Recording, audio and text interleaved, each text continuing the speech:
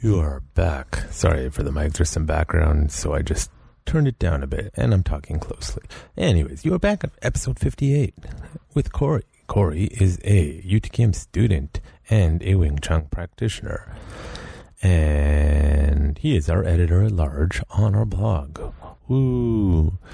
So, we talk about a lot.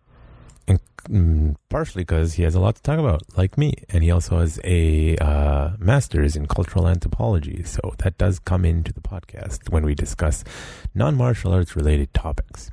Because that's what this podcast is about. So get over it. Anyways, this podcast is brought to you by Urban Tactics Krav Maga, Metro Vancouver's premier. Sorry for the popping peas, but I'm talking closely. Whatever. Premier Krav Maga school. If you want a proper curriculum from white to black belt, you can come and get it from us. And I know some organizations use the patch system. I don't care. It makes no sense. I mean, it does, but whatever. Yeah, I'm annoyed because I have to re-record this because of the background noise. So, c'est la vie, as one of my tattoos says. UrbanTacticsKM.com is where you can find about our school. And luckily, because of where we are located, we are able to operate. So, unlike a lot of places, unfortunately, if you live in a draconian place that doesn't really actually care about science or reality and is just listening to the loud internet voices that everything needs to shut down constantly, even though there's so many people saying it shouldn't. Luckily, here in Vancouver, they're being a little bit reasonable and recognizing they can't keep shutting stuff down. So we're able to operate. And if you want to come to class, you can sign up on our website under new student page at urbantacticskm.com. There will be some health-related restrictions, masks, etc., whatnot. You'll find out when you come to class, of course. And if you do not want to, we do have virtual classes, though when we are operating regular in-person classes, please note that the focus is not on the virtual students. You get to just live train with us. And of course, if you would like a bit more schedule friendly for yourself, you can sign up at www.utkmu.com for your online learning experience, where our entire curriculum is posted up to novice. Advanced stuff's not up yet. It'll get there. Now, we do, of course, offer Canadian firearm safety courses and Canadian restricted firearm safety courses if you want to get your firearms license in Canada and learn from someone with military and practical experience, not just some guy who wants to teach you to make money. I will educate you in all ways firearms so that you can understand it within the scope of the course. And you can learn more, of course. I can teach you more outside of that. You can sign up for those courses again at www.urbantacticskm.com under the tab CFRC and CFSC. I screwed that up. Canadian Firearm Safety Course, Canadian Restricted Firearm Safety Course. So you can sign up there. There is a course in a week from now, but by the time you probably listen to it, it will be over. And then there'll be another one in January 2021 and March 2021. So you can sign up there. And again, this is brought to you by Urban Tactics Krav Maga. You can also find us on Instagram, Urban Tactics Krav Maga, and Facebook, Urban Tactics Krav Maga, and I think Twitter somewhere, but I don't really use Twitter. It just gets shared there anyways. So again, this is episode 58 with our current editor and hopefully continuous editor forever, Corey, who is a student of ours as well as a Wing Chun practitioner. So enjoy. Krav Maga is not just a self-defense system. It is a way of life. Warriors Den is a podcast for Kravists, fighters, martial artists, warriors, politicians, and general citizens. Consider this. The society that separates scholars from its warriors will have its thinking done by cowards and its fighting done by fools. Thucydides. Your host, Jonathan Fader, talks to guests in an open and uncensored format about their fights, their philosophies, and their lives. No topic is taboo, and the conversation may start in one place and end in another. As the quote suggests, you cannot separate the warrior from the politics and the world around them, as a true warrior must be a student in all forms of art and science.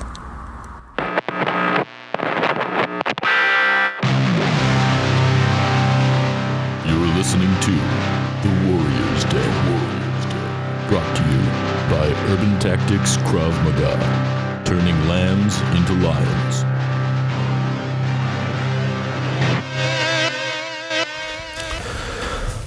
Hey, welcome back. I forgot what episode we were on, but I probably said it on the intro. So today we have Corey, who is a student of mine, lifetime martial artist, and our editor at large, who fixes all my screw-ups that I constantly do. And we can talk about that later, but let's start with the basics as always. How did you get into martial arts? Or who are you? What are you? Why are you? I haven't figured that out yet. Yeah, when I was a kid, I remember this is in the 80s. Everybody was doing a bit of something like kung fu, karate, taekwondo, whatever.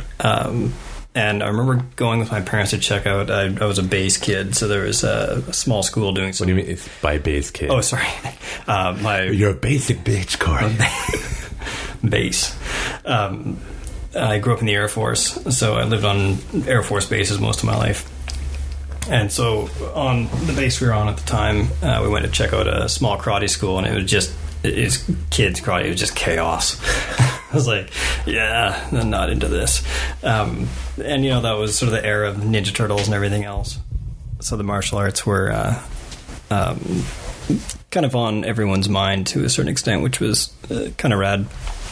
But I didn't get into martial arts. I mean, I was fascinated by them, but I didn't actually get into any active practice till I was an adult, like when I was 19. And I lived down in Lethbridge, Alberta, and I was working at the university there, and I just saw a sign for a guy. Actually, I think my roommate saw it first, and he said this guy is teaching Wing Chun Kung Fu. Your specialty. And we're like, what? That's kind of rad. And so we went and checked it out, and yeah, it was just this... I had hair almost down to my ass at the time, and the Sifu, same, had like this guy about my height and build, and he had long hair. I'm like, okay, this is interesting. Maybe this is for me. And there's about 6 students showed up to this guy's sort of first class. Was just in a room at the university, and then within about 3 weeks, it was just he and I. Oh, yeah. That everybody just kind of fell off because they just weren't progressing fast enough, or like found out that it wasn't actually like, magical wire fights or something. But it was really interesting to me because there's something I've noticed over the years that there is something to be said about body type and martial and style. No. Yeah, strange. We both say that, by the way. We're smaller individuals, and I'm sure you found that if your instructor is twice your size, you cannot do half of what they're doing. Yeah, it might not be the place for you. Yeah, so again, like this guy, I didn't know it at the time, but I was like, okay, he's the same build as me, and he's like super powerful. Yeah. With Wing Chun specifically. And the guy he had learned from was a Wing Chun master, for whatever that means in that time. But his family style was Mantis. So I learned this really interesting Wing Chun Mantis sort of a hybrid. So there's weird elements of Mantis, which were kind of cool. But anyway, I like the fact that Wing Chun was very in close and in your face. Like you want to get inside someone's arms and then kind of go to town. Realistically, it's a little bit harder if you're fighting a trained fighter. But against the average person on the street, then you can kind of go up one side of a person, down the other, if you can move correctly. Versus something like Shaolin White Crane, which is a lot more like big, floating, hopping, long-reaching kicks, which is not for me. Which, I mean, and to a certain extent, that developmentally makes logical sense with the concept of, in anthropology and a few other places, the idea of environmental determinism, where based on the surroundings that something develops in, be it a species or a cultural idea, it's going to impact that. So things like Wing Chun came out of the cities where you're fighting in these narrow alleyways, so you're not going to be swinging a big 8-point staff. Just contextually, what's your major? Oh, I have a master's degree in cultural anthropology, so this is relevant to my interests. So he's not just talking that up. No, I'm an pseudo-expert in this field. But, that's something people forget about. origins of your style as well as what you're using for your style will dramatically affect what works and doesn't work, and people often forget that, like 3 or 4 generations down. You know, Wing Chun, like Krav Maga, is relatively new-ish in the martial arts world, and you can still see the lineage reasonably where it came from, but some of the older styles that have been around for 100, 200, people have like completely forgotten the reasons they were doing something, or someone introduced something total garbage that doesn't make any sense, but they're like, this is the way it is. Now, for Wing Chun, I've found of the Asian styles, it's probably one of the most effective styles, though I have seen really garbage practitioners, and then I have seen practitioners hold their own against boxers and kickboxers to a degree. So and it's like everything. Like you can have a really good street fighter who's never learned anything other than just being in 1,000 street fights. And he's exceptionally efficient and deadly because, you know, experience. Kimbo slice. Yeah, exactly. But that's what people talk about. Like Wing Chun only has sort of 3-ish sort of kicks in the style because it's mainly all upper body stuff. Because again, you're in a tight alleyway fighting someone in a market or something like that. Like, you know, and there's a lot of myth making that goes into these things as well. Like supposedly, Wing Chun is named after Li Mu Wing Chun, who is a woman in whatever, not necessarily ancient China, but a long time ago in China, in a small village, who had a very aggressive suitor from the next town over coming to try to pressure her into marriage, and she wanted to defend herself. So the local sort of kung fu master, because at that time apparently every town sort of had one that would defend the town from bandits. Do not share town secrets. And, you know, they'd give him food and drink and whatever to defend the town. And so she came to him and said, what do I do? I'm tiny. And so he developed this specific style, you know, the always spring boxing style that she could use even though she was smaller. So that, you know, believe what you will, but that theoretically is why it's efficient and destructive for smaller people. Well, it's learning the where things come from, and learning like how to teach and everything is super important. Like me starting predominantly in Krav Maga, I did a little bit of boxing when I was younger, but not really. And if you only stick to your style and you never diversify, it really limits your ability. And, you know, coming from Krav Maga, I could not comprehend circular motions for a lot of things and where it came from. And I had an aha moment one, I think I mentioned a long time ago, where my hands are down, I'm at a restaurant, I made one of my patent obnoxious John comments. I was with a chick and she just like tried to punch me hard in the stomach, and I immediately like came up in a circular motion. And then it dawned on me, oh, this style makes absolute sense in crowded places where you're not running around with your hands up all the time. And I was like, oh, okay. Now, and then I was like, okay, how do I rectify that with Krav Maga? I was like, okay, well, Krav Maga kind of takes a step back in that you shouldn't be with your hands down, and we operate from the position that if your hands are down, you're going to get hit probably if you weren't already paying attention. So like, oh, okay, that actually all works together then. That makes sense. I've always wanted to see, you know, I don't want anybody to get their ass kicked, but I've always wanted to see someone who's like Olympic level Taekwondo get into a fight on like a crowded subway, you know, versus a Wing Chun practitioner or a boxer or someone who's got more direct and sort of short range power. Unless they have boxing themselves, they're gonna. But even necessarily versus a civilian, it would be really interesting to see, like, you know, how you're going to do like a, you know, spinning back kick in a, you know, with poles around you and seating everywhere. But I guess, I mean, ideally if they're really good at it, they just choose their techniques, but still. Yeah, but I mean, even on a subway, a lot of kickboxers might have trouble. Even boxers you need space. Yeah, you need to in move many around. cases. And if you don't have a style, like Muay Thai guys might do fine because they can just clinch up and, they're close and throw them elbows. But, you know, people don't often think about the environment affecting their style. And right, Krav does, like, we are not always in the dojo with clean mats, and you have to think. Now, practically, can we train like that in Canada? Outside in the mess all the time, not so much. One, because winters suck, and two, because people here don't want to do that. Yeah. Unless you're like, this is a week-long course, it's $1,000. You're signing up for this. It's an outdoor fight club throughout the urban landscape. But I find it just kind of on to that point. I always find it fascinating in everything you read or when you listen to.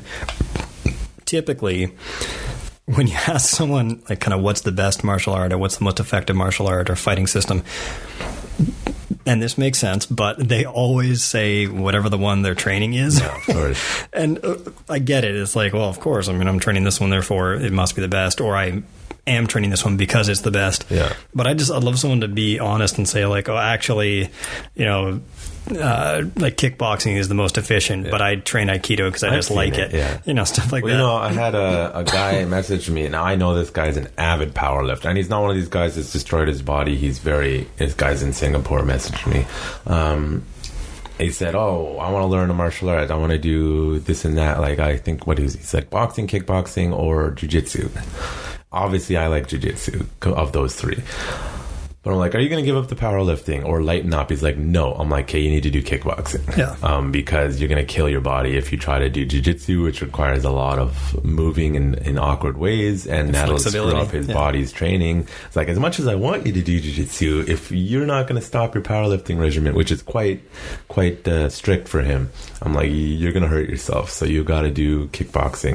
But nothing against boxing, but it's like if you want a more complete style, then it's like I said, kickboxing. So like knowing body types and knowing what people are actually doing and then what their goals are, that's often what I ask. I'll be like, what's your goal? Like, what are you trying to get out of this? Because if you just want cardio, any boxing, kickboxing or Taibo will be fine. Like, people they forget about what's the student's goals. Like when students come into me, I know they're not really giving me a serious answer, but I always have the email goes out. It's like, what's your goal for 3 months? And you use generic, like, get in shape, learn to defend myself. And then I'm like, okay, I know where their head's at. If they say, I don't really have a goal, I'm like, okay, that's actually better because now I can, their cup is empty and I can fill it for them. But if they're like, I want this, and I'm like, well, we'll see what you... Well, that's something I've noticed over the years is kind of developed in my mind is, a lot of people start out fascinated by the martial arts and you come in thinking like, I want to do like the magical stuff from the movies or whatever, and of course Bushido. Or like I'm going to focus my chi so that I can burn a hole through with one finger or something. I mean, there are guys who will teach you that because Empty Force apparently has a huge following and they make lots of money. But anyway, that's a side point. But you start out kind of like, okay, I'm going to move like this or do these like crazy fantastical things, and then you kind of get into it and you realize, okay, no, I want to learn to do what's realistic. And then as you develop further, you kind of see that set of things that are realistic, and you think, okay, I want to do the things that work 9.5 times out of 10. Like all these other techniques are great, but what's the stuff that works? And this is what drew me to Krav Maga is obviously the wire fight stuff was kind of out of my head because I was already an adult. And then learning all this flowery stuff. Like I also trained with a school that did basically like 9 different styles. It was like dragon shadow, tiger crane, 5 animals, 5 elements, etc. And in that, it's like, okay, this stuff is good, but which of these different moves actually works most of the time? Like, I don't need to know all the crazy, wild stuff. It's fun to learn, but what's actually going to work? And that's what it feels like Krav Maga kind of developed in a way that said, okay, if it doesn't work, toss it. And if this feels like it's not as good as that thing over there, let's pull that thing over there in, and then develop the style with the mindset of efficiency and self-defense rather than starting with, here's our 1,000 moves and here's how you're going to achieve inner peace. Self-defense might happen on the side. Yeah, well, that's the thing is what works for one person doesn't always work. And either for Krav, the important, like when it's done well, which is not always done from a teaching perspective, you will get students that just can't do a specific thing for whatever reason, but you have to pick the stuff in your technique set that is going to work most of the time for most of the people in most situations. Without going on a rant about the COVID thing, it's like you can't please everyone. Like you gotta get for the majority of the people, and those outliers, well, those one group of outliers are going to be fine no matter what because they're excellent, and that 10% over there, well, too bad. It's too bad. Yeah, that's life. I was just listening to another local podcast, BJJ Mental Models, and they had Lachlan Gills on. He's world famous nogi grappler. He's a small guy and decimated. He went into open class at the ADCCs and got bronze against the big guys because he just got their legs. But he was saying a similar thing where, like, you can learn all these fancy stuff and you'll see the trends in jiu-jitsu, but what works in competition at the higher level, the majority of the time, it's literally the same few things over and over again, and occasionally you'll get and a lot of times you even have to go back. People go back to the basic, not Gracie jiu-jitsu, but like pressure passing and knee cuts and just simple stuff that works if you're good and faster than. And then at the high level, it's a matter of who's got the better conditioning, who's got the better reflexes, and then that'll determine, like, and that's where that genetics factor comes in. Now, once in a while, someone will come in with some completely crazy new thing. There's a guy named Keenan Cornelius who came up with a worm guard with a lapel guard, and it's really annoying. And I'm still not the best at dealing with it, but he was just dominating for a year or two, and then everyone figured out how to get out of it, and you didn't see him so much anymore. Yeah, right. And he's still amazing, but he's it's the same thing. New is only good until it's new, while it's new, and then once it's not new anymore, people figure it out, and it's like, okay, but the stuff that works consistently is what you want to use, and that is the Krav approach. Now, unfortunately, it's not universally the Krav approach, so if you're listening, you really need to check out your instructor in school. If it seems like they're talking bullshit, they're probably talking bullshit. Yeah, and I mean, and there are things that are just fun to practice for, A, exercise, B, discipline, and sometimes it's cool just to pick up new skills. Like, again, the first guy that I trained Kung Fu under, he could do the 1-inch punch. Yeah. And it hurts, right? Yeah, like it amazed me. Like, how's this guy doing this? And it's just like years and years of focused practice. But that being said, maybe somebody out there, but chances are most people that can do a 1-inch punch are not going to be able to drop it on you in the middle of a fight. No. Because that's not how it works. No. Like, you need to be stable, you need to be grounded, you need to be able to twist all the way from the ground without someone punching you in the face. So it's great as a demonstration thing, and it's cool to have developed that skill. Yeah. But it's not necessarily combat effective. Like, so it's something where I'm like, well, I'm not going to spend my life mastering that because I got better things to do. You got to take what you know. I was watching a video of Paul Vanek. Do you know that guy? No. So he is actually one of Bruce Lee's proteges, but a lot of the traditional guys don't like him because he's like this wild white guy. And I was watching a video. Like, I originally started Brazilian Jiu-Jitsu at a local affiliate club of Team Megaton, but the head instructor, Trevor Clarkson, is actually a student of Paul Vanek. Now, he was pretty good at that style. And anyways, I was watching a video of Paul Vanek, and he was doing something similar to the Near combo.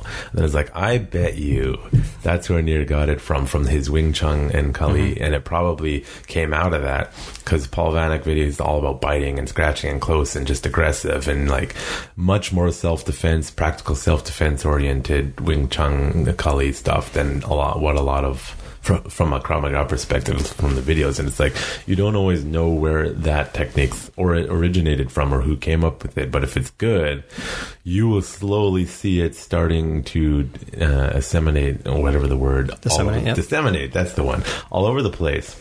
And I've noticed that like one Krav Maga organization will come up with something and then you'll start seeing it in all of them, and they're like, we created this. So I'm like, no, I saw it in this other organization first, but it's obviously working. Well, and even if you did create it, who cares? Do you want royalties for it, or do you want people to learn how to do it and be effective in their self-defense? Well, that's the thing. It's like the 2-on-1 control, right? For like they have a knife. Yep. Russians were doing that a long time ago. Whether that's where they got it from, I don't know. Maybe because there's a lot of Russians in Israel, and maybe they picked it up through Sambo or something. But for the most part, in the last 5 to 10 years, you've seen most Krav Maga schools shift to that. And then you'll see the ones that are like, well, we're doing that, but we're still going to keep the standing wrist lock stuff because it's in the curriculum. It's like, no. Just don't want to admit. No, change. Guys, change it. And as phenomenal as the head guys for some of these organizations are, they just do not want to change. And I've had discussions, I'm not that crazy in the Krav Maga world or anything, but I've had discussions with some people. It's like, why are you still doing it that way? I'm telling the head guy, Why are you still doing it that way? Because all the other organizations have shifted to this way, and it's statistically better to work. And they're like, no, is it this way? No. And then it's just this ego battle. And I'm like, yeah, we'll see. In one particular case with one fairly well-known high-level person, I turned out to be a little right. Because it wasn't intentional. I just jerked when they came in on me, just out of reflex, and their technique failed pretty spectacularly. Yeah. And they didn't like me for it. Well, and it's that willingness, like, because everybody's in. We can get into a bigger discussion of society in the modern world, but it'll get there. It seems like everyone is so afraid of being wrong, or not even being wrong, but just not being right. Yeah. Because nowadays we invest so much of our identity into our opinion. Yeah. Or not even our opinion, but our preference in some cases, that to refuse or to second guess or to even change, dare I say, that opinion or preference means that your entire person is wrong or your entire life's wasted or something. It's like, it just seems to be this very visceral reaction. And that, like, the Taekwondo school that one of my children used to go to, they were getting into this stuff. Like, whatever, Taekwondo is a sport. That was cool. Go learn some physical literacy, get some exercise, learn how to move your body and kick and whatever. But they started getting into this self-defense, quote-unquote, stuff. And it was like, we're done here. Yeah, well, they had something like 15 different combinations of varying complexity that were all block an incoming left for some reason, and then do this, or whatever. And I was like, well, first off, none of that's working. And second, why don't you pick the two that work the best? Yeah. If any of them work, pick the two that work the best and teach two. Yeah. Why are you teaching 15? Yeah. Well, I had that, I was teaching a seminar. Sorry to throw you guys under the bus. I won't name your names, but I was teaching a seminar at a school that was Kempo Karate. And some of these people had drilled their reflexes clearly in their style. And they kept doing these big motions like, that's the combo. And I'm like, well, that may be your combo. I'm teaching you Krav Maga right now. Yeah. So if they'd put their muscle memory into such a point that they could not adapt in real time, even slowish, to change it for what was coming. And I'm like, guys, you're teaching... I didn't tell them, but they're listening. You're teaching bullshit, okay? It was bullshit, the movements that they were doing. Kempo Karate is known for it's similar to like Kyokushin in the aggressive training, although I don't know if they're doing that anymore. Mm-hmm. But it's still grounded in that kind of traditional karate that was watered down from what it's supposed to be. If you're doing 10, 20-step katas as a representation of the move, it's not going to work in practical application. And it's kind of the concept of humility, right? I mean, like, if you're doing something that's not quite efficient and someone says, hey, maybe if you moved on this angle instead of that angle, you'd get there faster or you'd be less open, you say, oh, thanks, I'll do it. Well, it's like, let's check it out. That works. You're right. Let's move on. Straight blast. Nothing against the straight blast. It definitely works in the right application. But we're doing Krav Maga right now. Yeah, the Wing Chun. A decade of Wing Chun habits are hard to break. It's not just you. Well, I know there's the other Wing Chun practitioner or ex-Wing Chun practitioner does similar stuff. Yeah. But yeah, it'd be good to have him back in class just for the sake of not feeling as foolish. It can actually show you the validity of Wing Chun, though, is when you guys or the other individual goes full on straight blast aggressively in a fight and the people are not familiar with it. It does overwhelm them. Mm-hmm. But that actually works with the Krav Maga principle, cause pain off balance, disrupt. And you're doing something that for the average person is extremely disruptive, and they're like, what the hell are they doing? I don't know what to do. And most of the actual new students panic. It's only at the higher levels where people really know how to deal with that it starts to have troubles. But from just the average perspective, it's going to work very well, right? You just go in full force forward with constant continuous attack. So that actually in many ways works with the Krav Maga mentality. You just have to recognize, is this person circling out and throwing kicks and getting off the center line quickly and pivoting, and then that it starts to fall apart a little bit at the higher levels. But in an initial 1 to 2 second conflict, it can be very useful.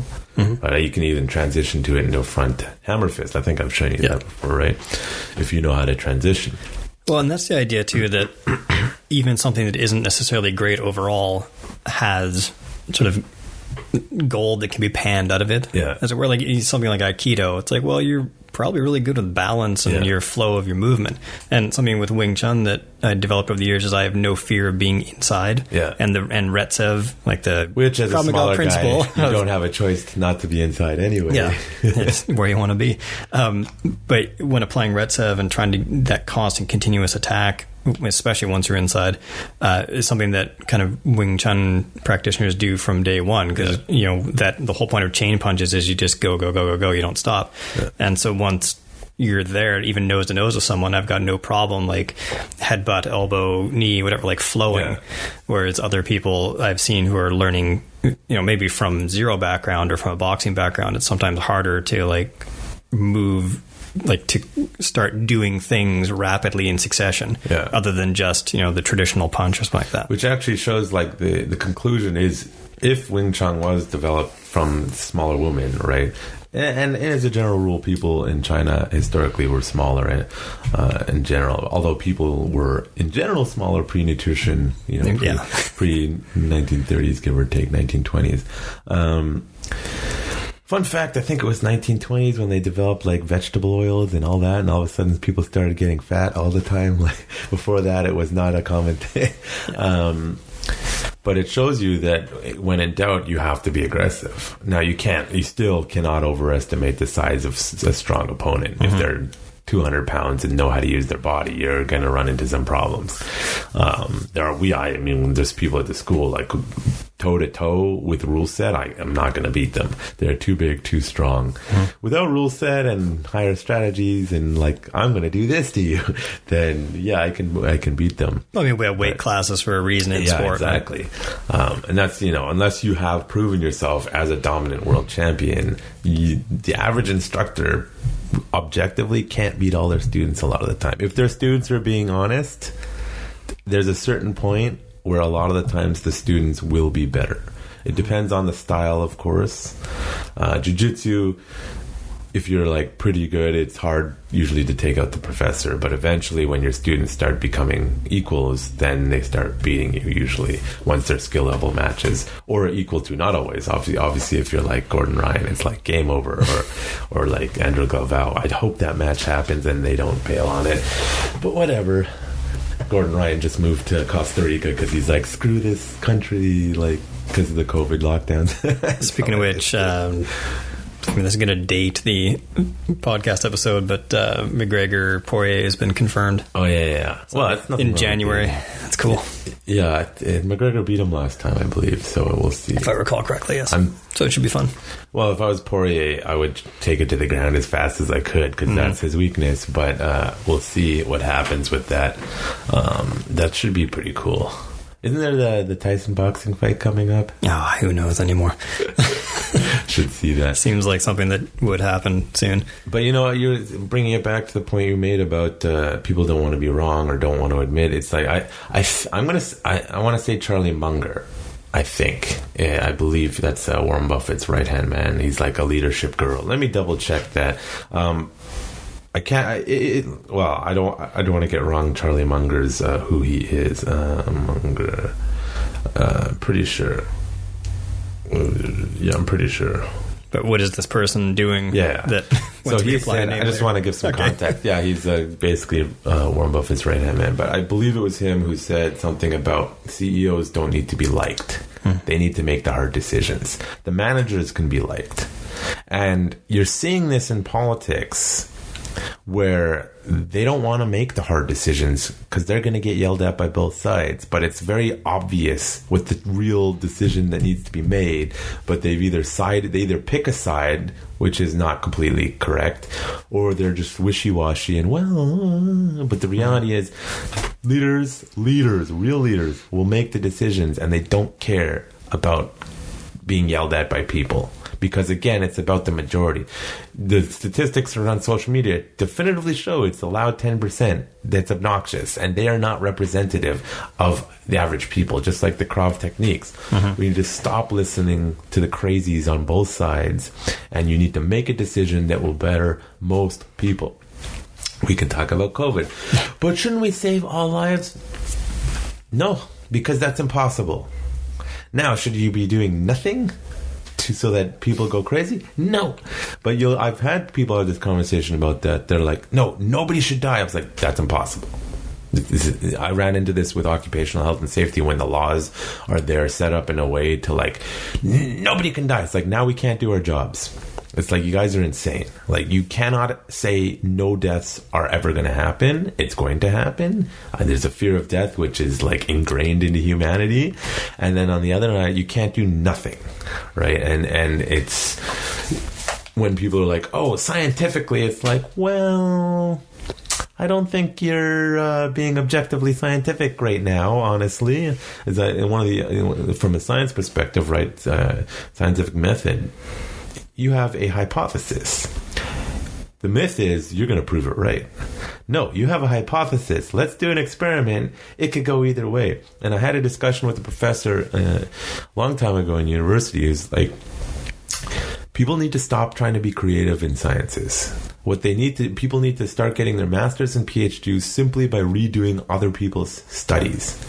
Because the amount of studies that have done that we base our information off that were never repeated is crazy. Well, and that's where you get into the concept of are you familiar with the fact half-life? Explain. The fact half-life, essentially, it's sort of a theory that it doesn't necessarily apply to everything, but it applies to a lot of research we've done, where basically in 40 years, something we proved to be absolutely right tends to break down, and it's like, well, actually, there's more nuance to this, as our techniques and our points of view develop. There are occasional fascinating. Yeah. Well, that's the thing is science is infallible. People are infallible, or not infallible. Or fallible. Fallible. That's the one.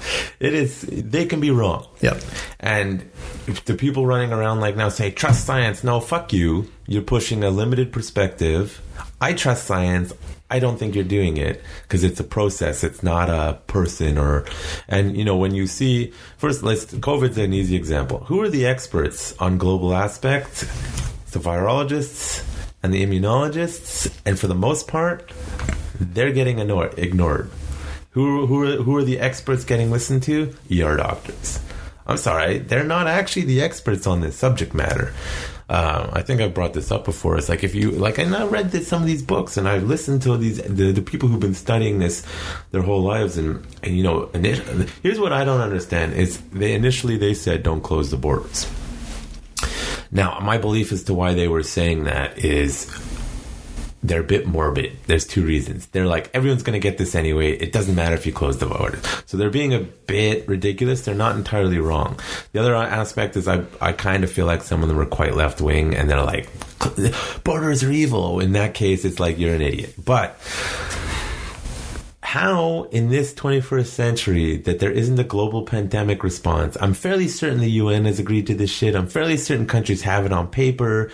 It's just that the leaders don't actually bother to pay attention. And it's like the first response to a global pandemic response should be isolate the region, then the country, then you start showing up in your country, you close your damn borders. And the initial response from so many politicians was, that's racist. That's ridiculous. It's like, dude, no. And then the same people will be like, oh, believe the science. It's like, what the you're making shit up now to please your people. And right, and you have to acknowledge, and the people who are saying lockdown, you're not acknowledging the damage and the death that will happen as a result of that. It's just that it's harder to measure, and therefore they ignore it. But a lot of people were saying, hey, you're going to have more suicides, you're going to have economic crashes, you're going to destroy things if you focus. Well, we're trying to save lives. So are we. We are as well.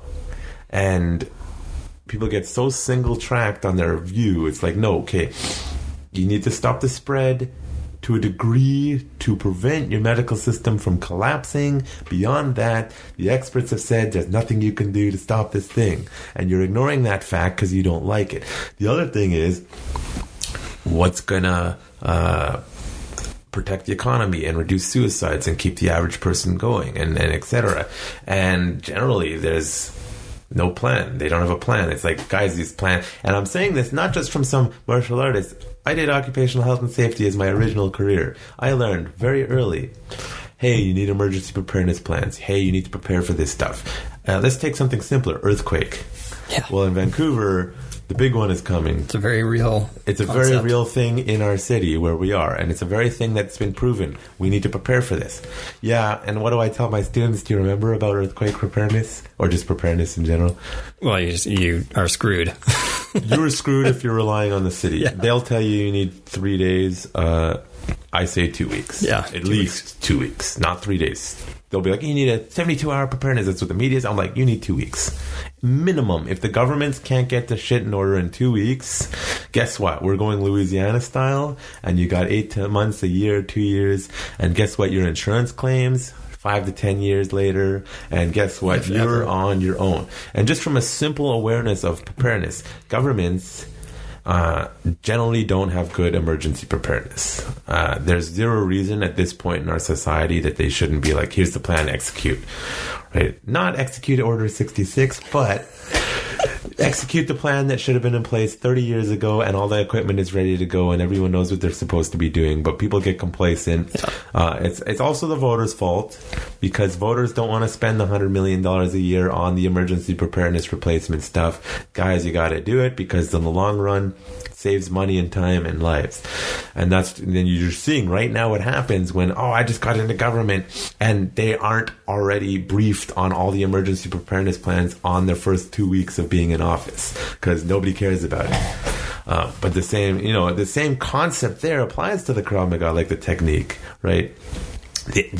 There's 2 arms and a head and a leg. Why the hell do we have to reinventing what's the most effective? We don't need to keep reinventing. Well, and it kind of plays into that idea again, like losing face, as they'd say in a lot of Eastern cultures.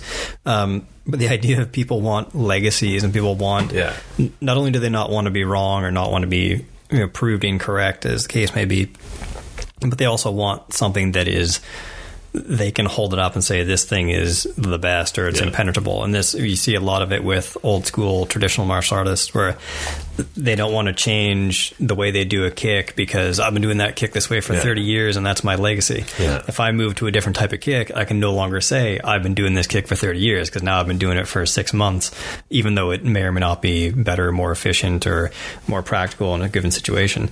And same with like trying to get someone who's been, doing 25 years of Aikido, get them to admit that, hey, maybe it doesn't work the way you think it does in the real world. Like, good for you for your discipline and your fitness and your tradition, but like maybe go try this over here if you want to actually do like practical street self-defense. And for a lot of people, that is a very difficult thing. And I mean, I've experienced it as well, like that notion of having to start over as a beginner at something. Like prior to joining the Krav Maga school, I was just kind of shopping around for different things just to do something, because I was just getting old and out of shape and I hadn't done any martial arts for like 6 or 7 years at that point. And I ended up going to a small karate club, and I'm like, I'll give this a shot. I've never done a like hard style martial art. Let's see what happens. And like you walk in the door and it's like, you have to learn, everything's in Japanese and all these references, and like I'm not ready to learn another language just to like learn this system. Like this is a barrier to entry for me, and maybe it sounds ignorant, but it's like, no, like I'm here to learn karate. I'm here to learn some movements. I don't want to memorize the Japanese name for this kata or that kata or this movement. And I know it happens in judo sometimes as well, where people, they only use the Japanese names for throw techniques like that out of tradition, whereas you go into Brazilian Jiu-Jitsu, except John Danaher, there's memes about it. I think there's like all the original names, but then there's like all the things people call stuff, like just for the Jiu-Jitsu, colloquial. I'll go into one gym, sometimes they call it one thing, and then another place they call it another, and I'm like, wait, what move? I've never learned that. And they're like, oh, it's this. I'm like, oh, I thought it was called that.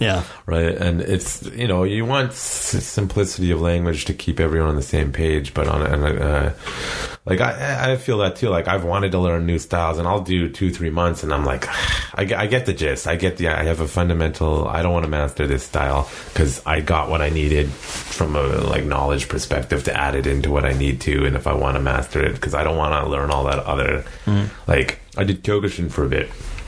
It's not a bad style, but it's just the realization that I'm going to have to learn all the katas to progress. It's like, I don't want to. Like, I just don't want to. And I mean, katas and forms are good for training, like exercise, for flexibility, for kind of figuring out how to apply power. But they're still, like, you could have the best kata in the world. You can go to these competitions and win gold medals. Yeah. Does that mean you're good at the style? Not necessarily. Like, well, it's the same for judo too. Like, I'm like, when I get my brown belt in jiu-jitsu, I'll go up the ranks of judo. I'm like, why bother? Because you're gonna have to do a lot of bullshit to get the ranks up beyond a certain point. So you probably get ranked up pretty quick, and then you stall because you don't want to do all this stuff. Well, and it feels strange too to, like, again, having done Wing Chun for years, and then a little bit of Olympic style boxing, and then you go into your white belt karate class and they're like, here's a reverse punch. Oh yeah, like, do this. From like, hips, this is not how you throw a punch. I'm sorry, I can't. I get that this is the technical foundation for later moves, but, like, is there any way I can demonstrate that I have the foundation and maybe just jump to the next level of the development? Like, it seems like, I mean, I don't want to see you holding people back, because obviously you're going to find gaps where you're like, oh wow, I didn't think about that, and this style illuminates that for some reason. Yeah.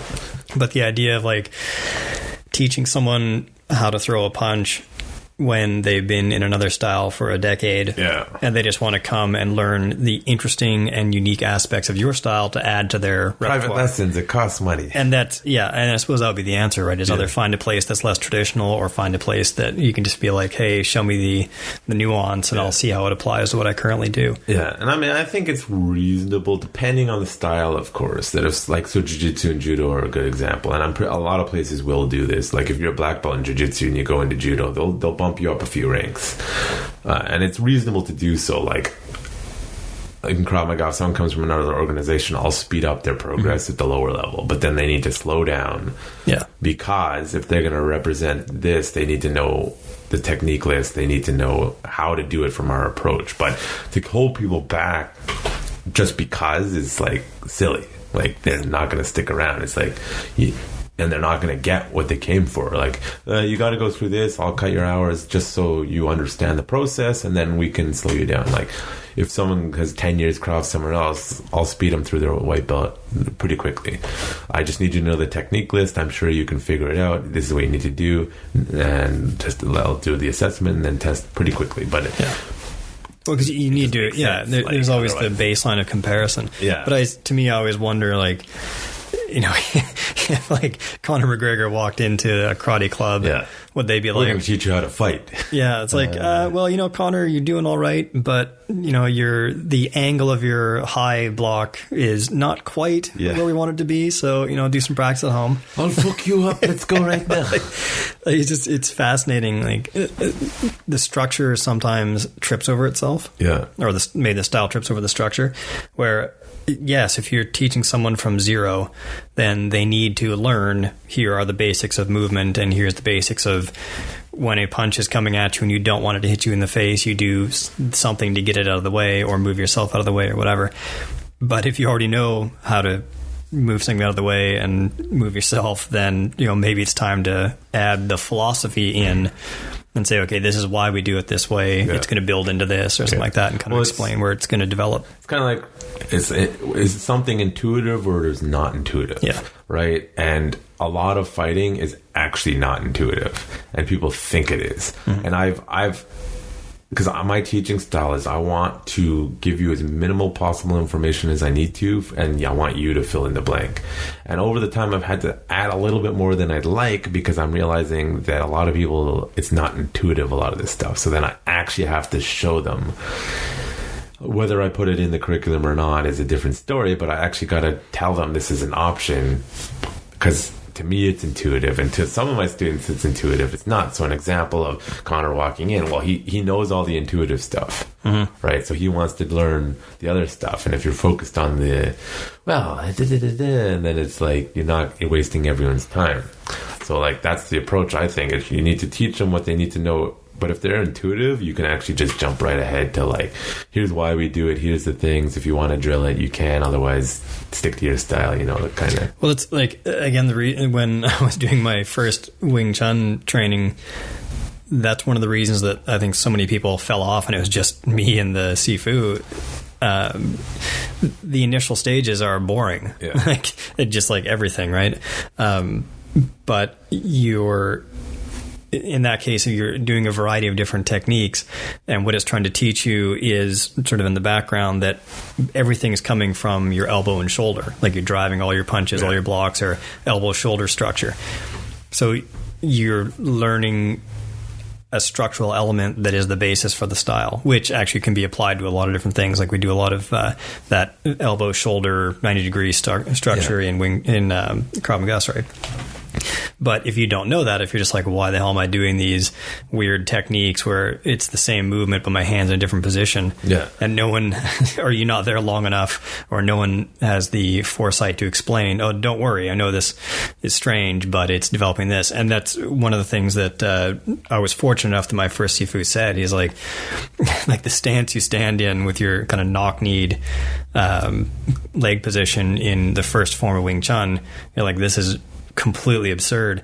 And the Sifu first day was like, oh no, this is ridiculous, but it is the basis for doing this, and showed us like what the full stance was. I'm like, okay, now I'm willing to do this for an hour, to train my legs to do that, tomorrow. Well, that's the thing is, but like, anybody else would just be like, okay, this is dumb, I'm going home, right? And that's the key point. You need to actually understand what is you're teaching, and you can't just be regurgitating.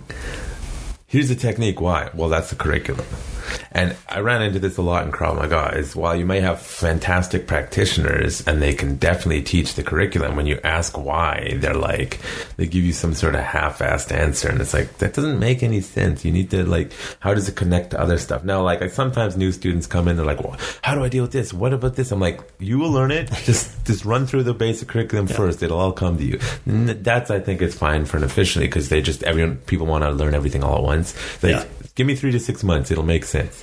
Oh, okay. But if you get the smart, not smarter, the more knows how to ask questions correctly, because a lot of people don't. You need to be able to explain in a few sentences the context of it, and a lot of instructors can't. They just know it works. And that's, I think, the difference between, they really understand the topic matter or they don't. So an example was, jiu-jitsu. I was teaching, when I got my purple belt, I started to teach for a while when I had the Richmond school. And there was a debate. The Brazilians are very strict. If you're not a black belt, you can't teach. And then I was like, I know a lot of people who open schools at blue and purple belt, and they're fine. And then as I started teaching jiu-jitsu, I'm like, I cannot teach jiu-jitsu to the competency that I can teach Krav Maga, and I don't like that. Mm-hmm. And I'm starting to think that a lot of these guys, you probably shouldn't teach jiu-jitsu until you're brown belt at least, because you need to understand the nuanced stuff that you don't necessarily know until you know how to explain it. Why'd you do that? Well, that's the technique. Well, no, there's more to it, and how do I respond to this situation? Well, I don't know. If you can't answer, fill in those blank stuff, then it's potentially you shouldn't teach. And I said I wasn't going to teach again jiu-jitsu until I get my black belt, so it's it's gonna be another while. COVID threw a wrench in that heavily. It's interesting too, not only sort of deeper understanding, but philosophically you also, and I don't think it happens much anymore because your business wouldn't last very long, but it used to be that they would make you go through all this inane, just mind-numbing garbage as sort of a test to see whether or not you're worth teaching. It's the idea that boxing, go skip for an hour, then come in tomorrow, okay, skip for an hour, come in tomorrow, skip for an hour. It's when am I going to learn to box? It's when you show that you're willing to do what we tell you and you're willing to go to the limit. So same thing with a lot of traditional martial arts. If you're not willing to sit and do a kata for an hour, then we're not going to teach you our grand secrets of chi. I mean, there's merit to that, and there's also cut the bullshit, guys. There's, traditional martial arts is a lot of bullshit. But so it's two things. Like, I don't want to learn bullshit. Don't teach me bullshit. But 100 years ago, when you had very little to do, like, I've been looking into this. You might know more about it than me, but like, pre-industrial revolution, I don't think people worked very hard or many hours in the day. Like, this idea that people were working 8 or 9 or 10 hours a day. I even with a farm, outside of certain, like, beginning of each season, it's like, I don't think they were. From all the things I'm listening to, it's like, 2 to 4 hours a day of actual work, maybe, with the occasional spurts of 3-day periods.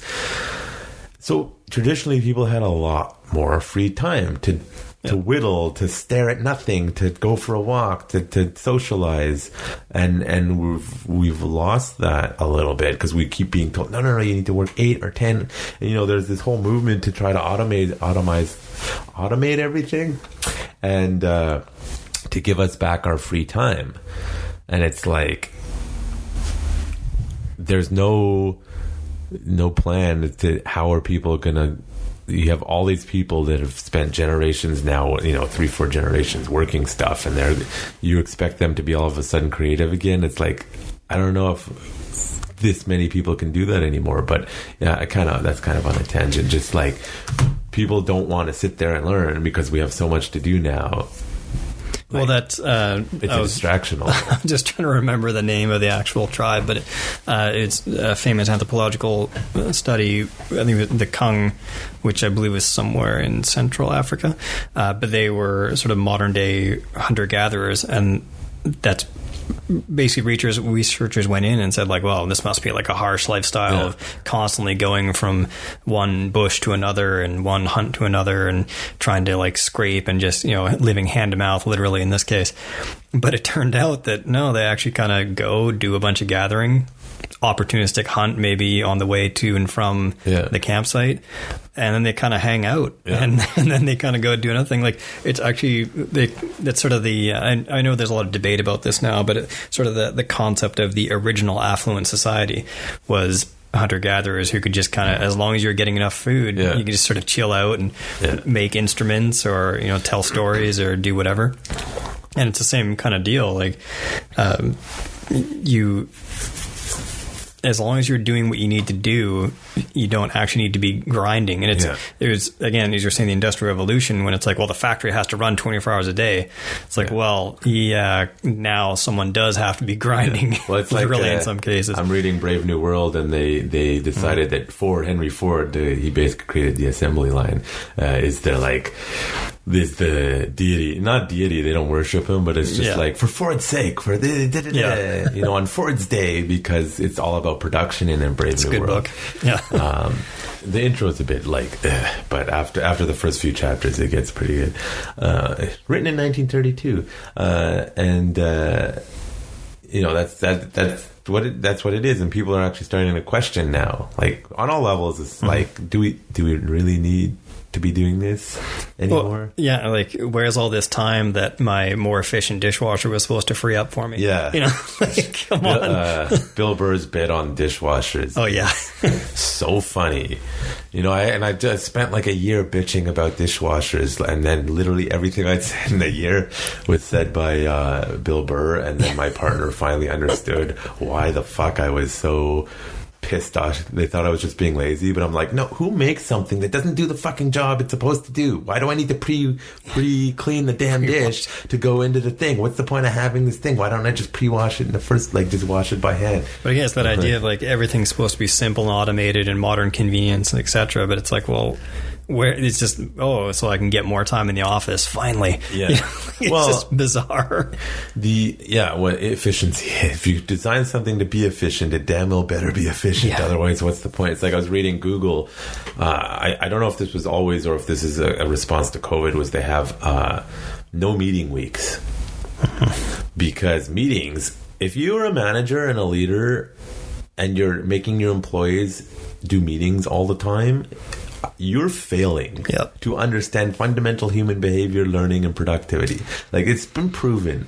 And so Google was like, to reduce anxiety and make people more productive, we're going to have weeks where we leave them alone because they know what they're supposed to be doing. Yeah. So I don't need to babysit. It's like this it's an anxiety thing on managers from one perspective. It's like, I need to, are they Control. doing their job? I need to make sure they're doing their and when everyone switched over to Zoom, a lot of things, okay, we need meetings every day. It's like the only people who should have fairly regular meetings are middle and upper management to make sure that everyone is on the same page. You need to leave the workers alone to do their damn job. Because you know what? If you train them properly from the start, you don't need to bug them that much. And if you hired them properly from the start, you don't need to bug them that much. Well, that's I worked at a large company that will not be named in the game industry, and yeah, there were guys I worked with who were their sort of upper production staff, I guess, and literally their entire job was starting from like 9 a.m. they'd go to all these sequential meetings with all of the production teams to get all these reports and, you know, where's this at, where's that at.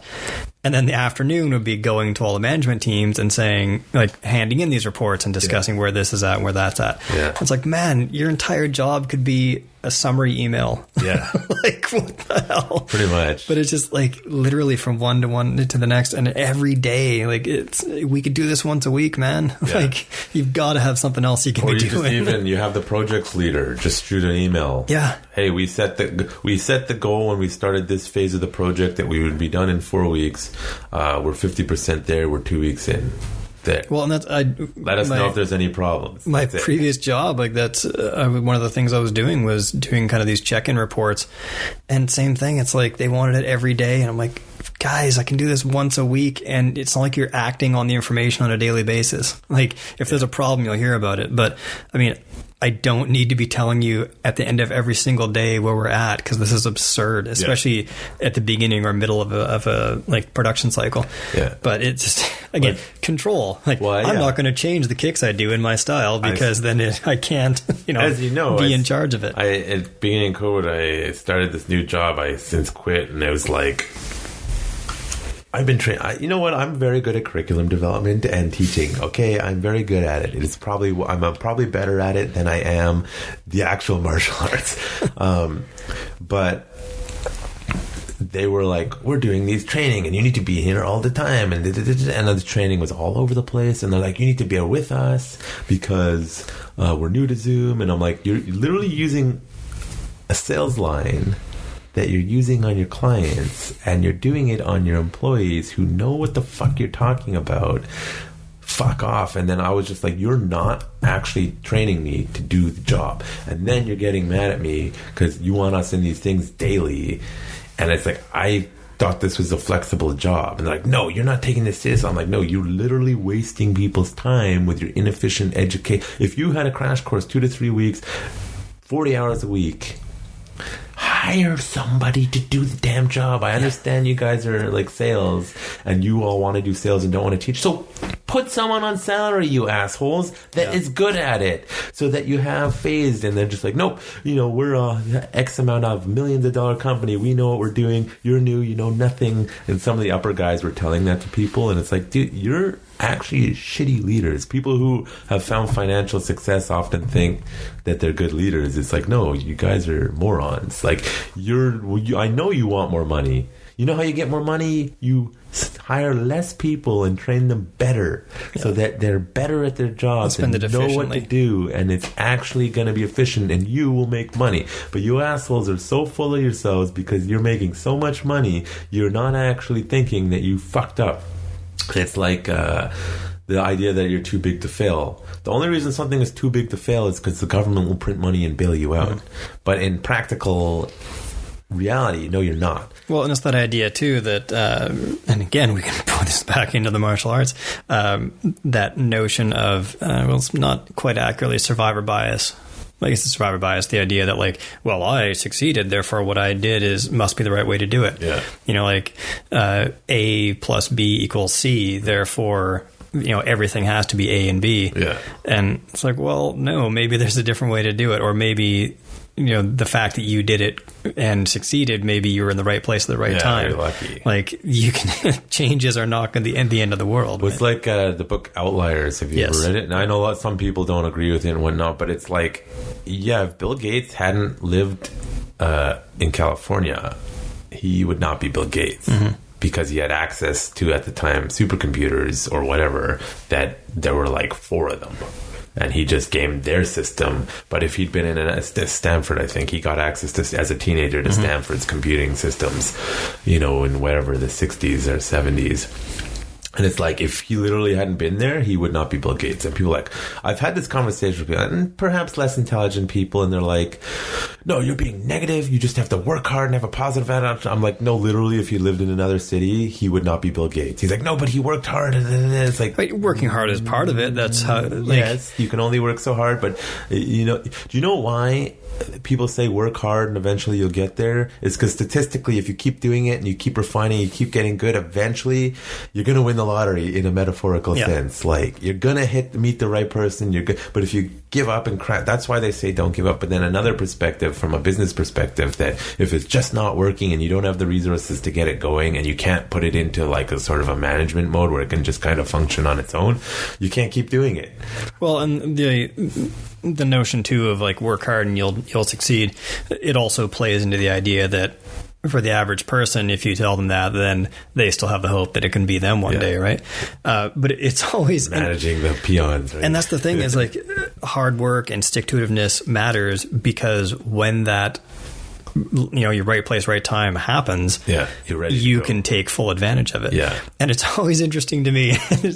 Maybe just as I get older, I'm more jaded, but all these musicians and artists and performers that I admire, and you follow this because, our day and age, everybody's life is sort of on display because social media, people have podcasts where they talk about everything, and you just slowly, you just slowly over time find out that, like, even the people you thought were, fought from the ground up, it turns out, they did have an angle. There was a guy I used to listen to all the time, and fantastic musician and spoken word artist and poet, and just in one of his podcasts, he's like, blah blah blah, and the first time I got on the radio is because my uncle ran this radio station for the BBC, and I'm like, fuck, there it is. See, it's not just you were scrappy. It's like, no, you got an opportunity because a family member had access. There's always something comes up eventually that the reason the guy down the block didn't do it is because his uncle didn't give him access. And then there's Joe Rogan, who he said recently on a podcast, he's like, I literally had no plan.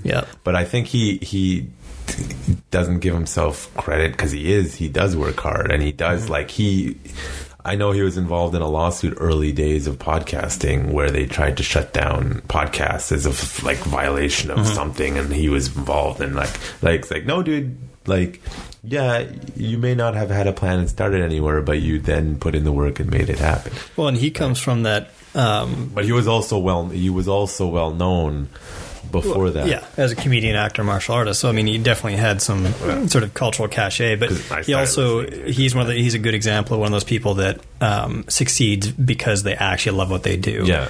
And I think he's told stories about being in the green room with other comedians and just sitting around recording stuff, just, to screw around. Yeah. And then that eventually becomes this podcast, which, then takes off, right? Yeah. Well, it's like me. I started doing the podcast, and one of the hindrances that I had is I didn't have a set location, and I much prefer doing it in person. I was very resistant up until COVID to do digitally.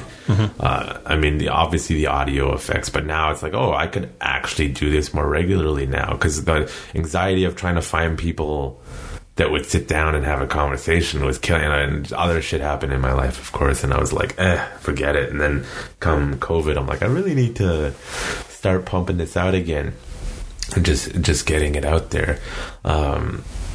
And finding interesting people to talk to is half the battle, right? But if you go global now, I can't fly people in like Rogan. Not that we can do that. You get a good enough Zoom set up, and you could be talking to somebody doing like Krav Maga in Eastern Europe if you wanted to. Yeah, if you just arrange it. Yeah, as long as they have a good mic, which a lot of them don't. But you know what, the iPads and iPhones are pretty good. It's not going to be this quality of recording, but it's good enough.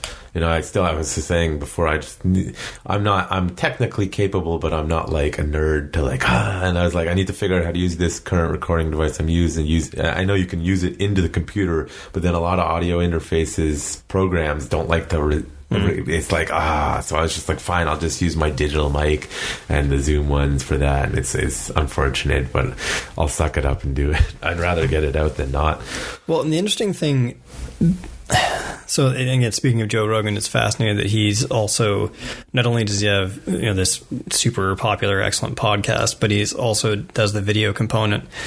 So the whole thing is recorded visually, and to me that sort of standard, which I mean you kind of see everywhere now, right? Everybody's like their podcasts are. I'd love to. I need a studio for that. Recorded and on YouTube and everything. But as far as the martial arts are concerned, like that opens up so many possibilities for actually being able to like demonstrate what you're talking about. If you're getting into the nitty gritty of techniques or theory or practical principles, things like that. Now, with that being said, most people still listen to it in audio format. Yeah, fair enough. And.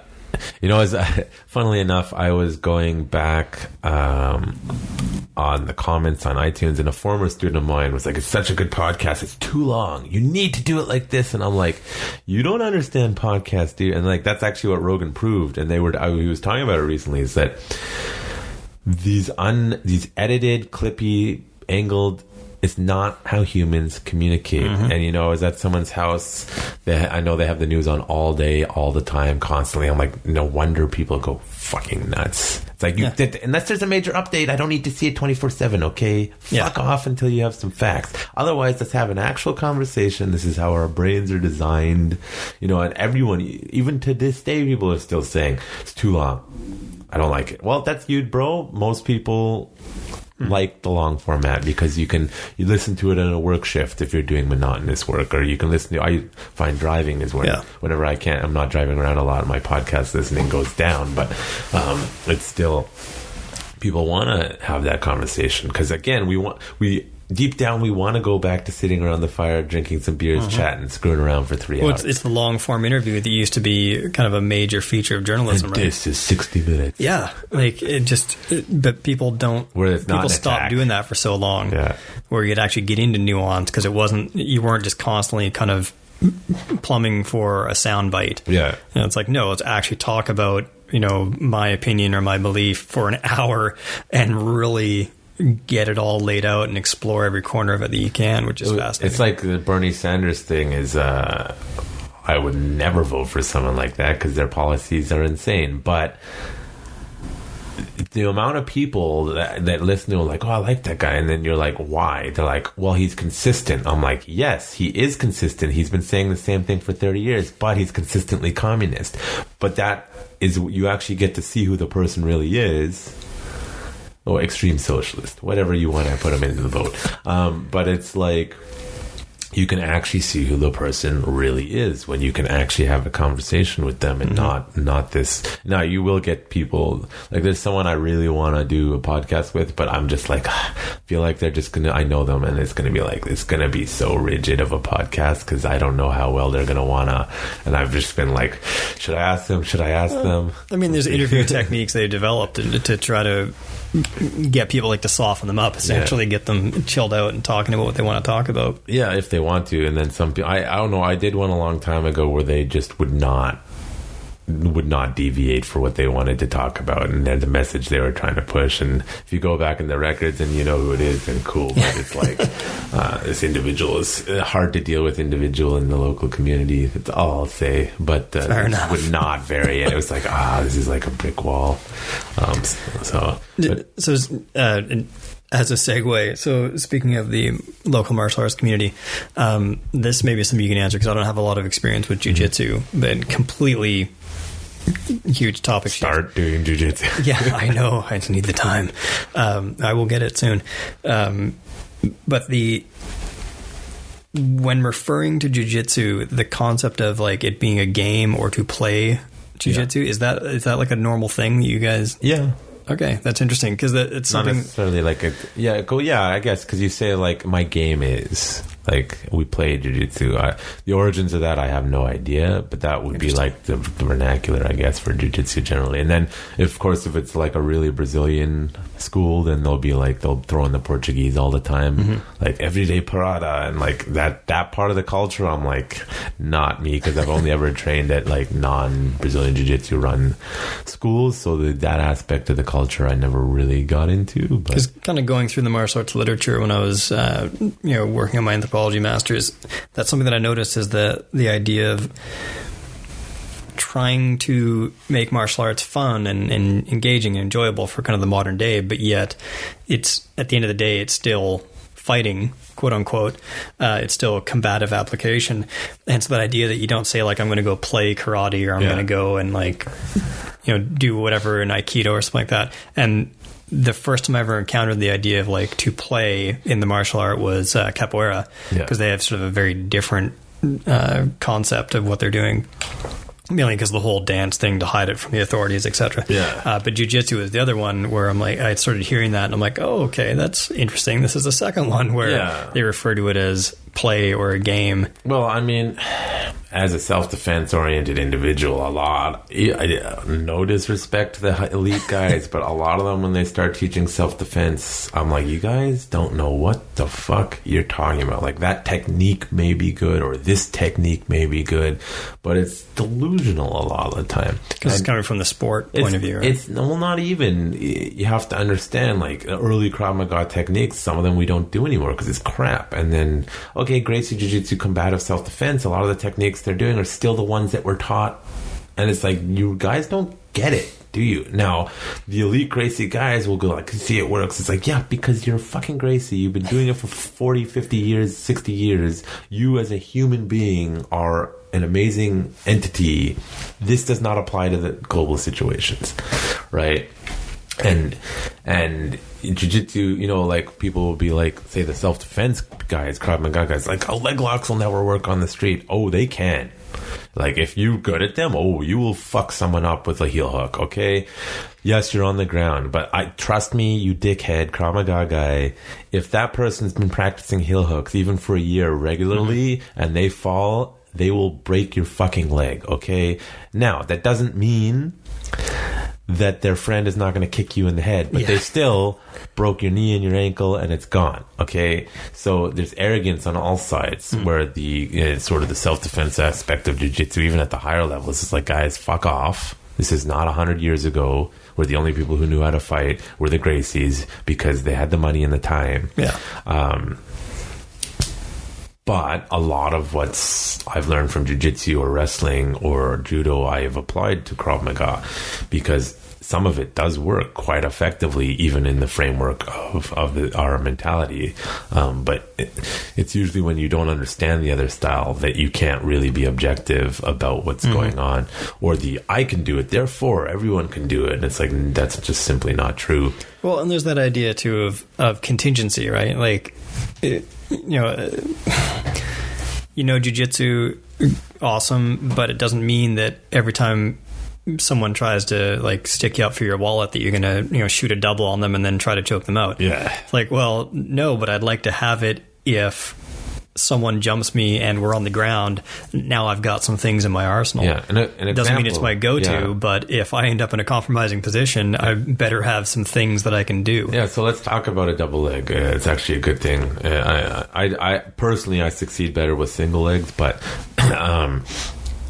you only figure that out through training, right? Yeah, exactly. I just body type, size. I'm not an explosive person. I'm lazy. Doubles take a lot of work. I have bad knees. I can't shoot low.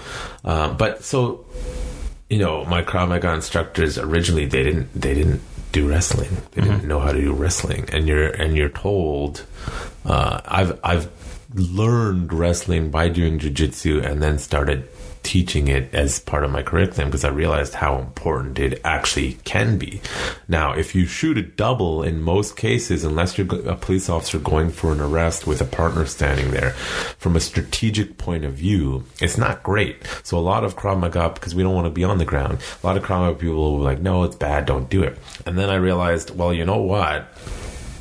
It's not even just from me watching my students. If their striking is not proficient and they're up against a person whose striking is proficient and they're panicking and they're getting pinned, you know what? Now it's the time for double.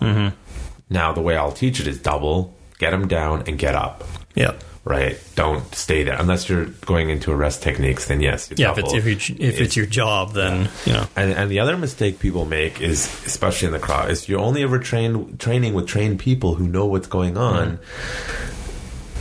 The average person is clueless, especially on the ground. So if they're like 300 pounds wailing on you, and taking them down will be hard, but if you have the skill and you get them on the ground, you can turtle them, metaphorically. Right. Kick them in the nuts as they're getting up and run away. So it's like, when I teach doubles for self-defense, it's going to be, are you being overwhelmed physically? Now might be the time to take it to the ground. Now, that's counter to the Krav Maga, like, don't go to the ground. But there, it's an appropriate time to do that. Are you being overwhelmed? Take it to the ground. However, don't play the ground. Take it to the ground, and if you're in a strategic scenario like policing or military, well, military, you'd probably just kill them at that point. But in policing, now you're going to have good top game, basically, so that you can control them efficiently in a way that works so that you can arrest them. And if you're not in your civilian application and you don't need to hold that person down to protect people around you, then you simply take them down, they're stunned, and you bail. Play of more of a like a no-gi style disengage mentality, where they constantly disengaging versus the gi mentality where you get in and you hold. Because you can use the grips to sort of stall the positions. Right. Another reason I like gi better, because I'm lazy and I don't like the explosive things. And every once in a while I go up against a younger wrestler who's my size, and I'm like, oh, I did okay. But then I go up against a younger wrestler who's bigger than me, and I'm like, oh, I'm dying. Well, and that's something, and I've mentioned this in class multiple times, but that idea that one of the, and I'm speaking broadly here, but one of the biggest flaws in traditional martial arts that I'm seeing, and even in fairness, we can include boxing and wrestling and stuff like that in there as well, but I guess any style, is that you typically, when you're training, you train in a school that trains that style. Yeah. Therefore, like, my Wing Chun is amazing against other Wing Chun practitioners, because I know how they move. I know to watch for bong sao. I know how to overcome it. I know sort of how to get on the inside of them and what they're going to try to do to me, because they're not going to go wild. Memorize the patterns. Exactly. Yeah. And not just the pattern, but like sort of the toolkit. I know what they're drawing from. And that kind of goes, even again, boxers fight against other boxers. So they don't train for what I do if someone tries to grab my legs. What do I do if someone's kicking at me? So I think it would be fascinating for modern schools to have like one class a month or something where like you've got a Aikido school that's going to go and, you know, do some kind of joint class with a boxing club. Because I'll lose students, because they'll realize that some of what I'm teaching may not be, because people have a trouble disconnecting. Yeah. Like, well, again, you don't want to be embarrassed. This is a style. Right? You're learning a style. Yeah. I never said it's going to be 100% effective unless you are, in which case you're lying, and you should know that. Your instructor, no matter the style, says this will always work all the time. Bullshit. It's just, that's not how the universe works. Well, I've had Sifus who specifically said, like, oh, you go up against a boxing guy? Psh, no way. He's done. Like, is that a fact? Because if that dude's lightning fast, because if that guy's Tyson, you're done. Yeah, I mean, you know, he's obviously a little different in the world, but like, you know, boxers can outdo a lot of people based on speed, and then when they do connect, their power helps out. Well, I've seen in amateur competitions, I don't know how it at the higher level is where a really good boxer goes into a kickboxing match and overwhelms the kickboxer, because the boxer is Wing Chun almost style. They're just and they're just constantly coming in with a pace that's faster than what this guy trained at a Muay Thai school, which is a naturally slower pace, and they just overwhelm them. But if that Muay Thai guy can know how to keep the guy at range, then he just destroys him. And that's where that skill level, right? Because you can take a really high skill level in any style against an average of another style, and they'll do quite well. Yes, there's some stylistic matchups that don't do well. Yeah.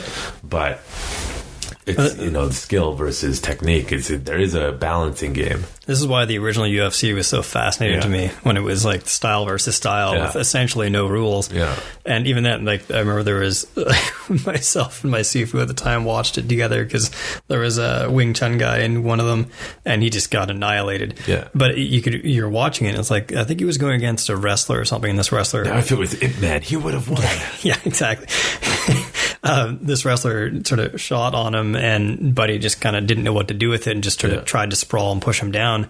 Yeah. And they're like, oh, well, Wing Chun got beaten by a wrestler. It's like, well, he didn't do any bridge seeking. He didn't step off the center line. He didn't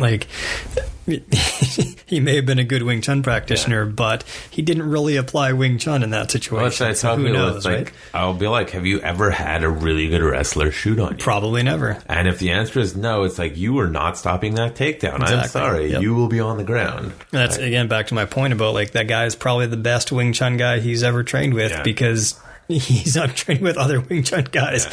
Like, who knows? I mean, I don't know the guy's backstory. But I was pleased with myself. One time I was rolling with a guy who was, I think, national Turkish champ for wrestling. And he's my size, maybe a little smaller. And I was like, I actually held my own against him. And I'm not a wrestler, so I was very pleased. It shows that, I'm not dedicating my time to this style, but I can hold my own now against someone my size who is a national ranked or national champ.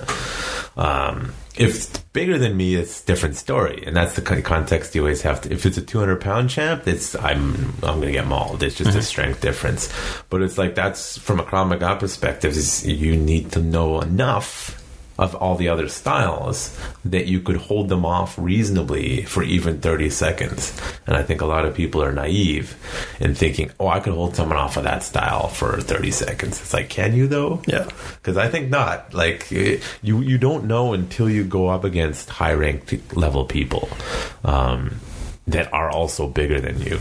Right. Oh, what's that internet quote?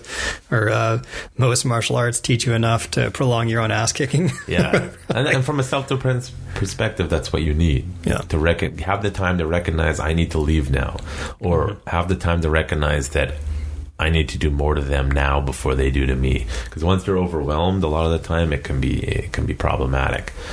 Well, and that's something I always wonder about. Like, it would be kind of difficult to do this research because the records don't exist. But I wonder, the further you go back, I would expect a lot of all these varied and wonderful styles to actually become more and more similar as you go back in time. Yeah. Because I feel like the crazy Shaolin flips and stuff like that. I mean, it originally started out more as a exercise, fitness, whole body kind of thing. Yeah. It was not so much a self-defense thing originally. But I just wonder, when you go back far enough, it's probably closer to just straight fighting versus like all the craziness that now it's like, oh, we do this, do that. Like, where guys that doing statue grabbing him by the dick, Greek wrestlers. Like, do whatever you have to do. But I just wonder if, he 1,000 years, statue on the shelf, by the way. 1,000 years ago in some small village in China, was this guy learning to do spinning double crescent kick with a fake?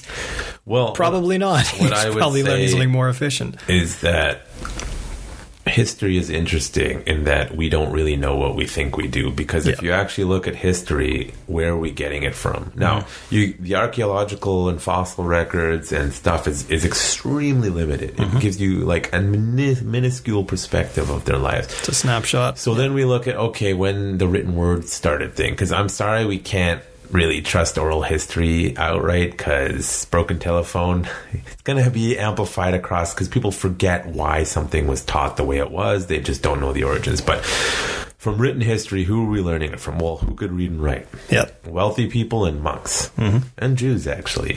That's why a lot of last names in Eastern Europe, Jews translate to like feather, like scribe, basically, because you used to have the last name of whatever it is your profession. Your occupation. So you're learning the history, and this is, don't be listening to this. It's the Jews. No. Monks, Jews, and aristocracy were the people who could read and write for the most part. So our written history in most times is from the elites. And we will learn our history of what the average person was doing from the perspective of the elites. And we don't really always know, just like we were talking about the hunter-gatherer thing. It's like, well, now people are cutting out the bullshit more and more, thankfully, with history, and they're realizing that you have to be careful of your perspective, and that, oh, maybe they didn't. They probably had pretty chill lives, and perhaps it's because of the whole Industrial Revolution that we got a little brainwashed at all levels about how things ought to be. In reality, they weren't. And if, like, so that's what I was saying about Krav Maga and Wing Chun, and we know the history because it's there. We know what's going, but you go back farther, it's like, do we really know? Like, I was looking at people have done these like recreations of like night fighting and like and then like samurai fighting, and it's like, dude, like, all these sword fighting styles and all, it's the aristocracy were doing that. You look at what actually happened. If you didn't kill them pretty quickly, it's just a fucking grappling match in the end. You just smash into each other, and then, you know, the swords that would cut stiff at half, it's usually to do with being on the horseback and just riding past and cutting it off. But when even the samurai, let's take judo, jiu-jitsu, and kendo, well, all together used to be the samurai. You start with your kendo, you get into judo, and then you get into jiu-jitsu, and the first person to kill the other person won. Yeah. Right? The idea that it was all, and I mean, because the katana style was not a sword fighting. It was not. It was one strike, maybe two, kill them. You're too close, you drop it. You go into judo, try to throw them down, kill them. That's the actual style, and people are realizing that now when they're actually. And that's why they carry 3 different size swords, right? What range of my hand draw that's the correct sword, and we've probably, because of Hollywood, a lot of people bought into the myth that was the samurai, and it's like the Bushido code, kind of made up in the late 1800s to do with maybe you know better than me, like the emperor at the time wanted to try to unify under this like ethos, but the concept of a ronin was more common than people. Again, I'm not an expert on this stuff, but concept of a ronin is like, if they're, what are they, daimyos or whatever they're called, would like do this, and they're like, fuck that. Then you'd be like, I'm going to be a ronin for a while until I find someone who's not an idiot and going to get me killed. It's like how common mercenaries were in Eastern Europe or Western Europe. Yeah, mercenaries. It's how are you going to pay me? No gold? Okay, can I rape and pillage? Good. And it was like, people don't realize this about war too. It's like, you know, raping and pillaging was normal everywhere up until Napoleon.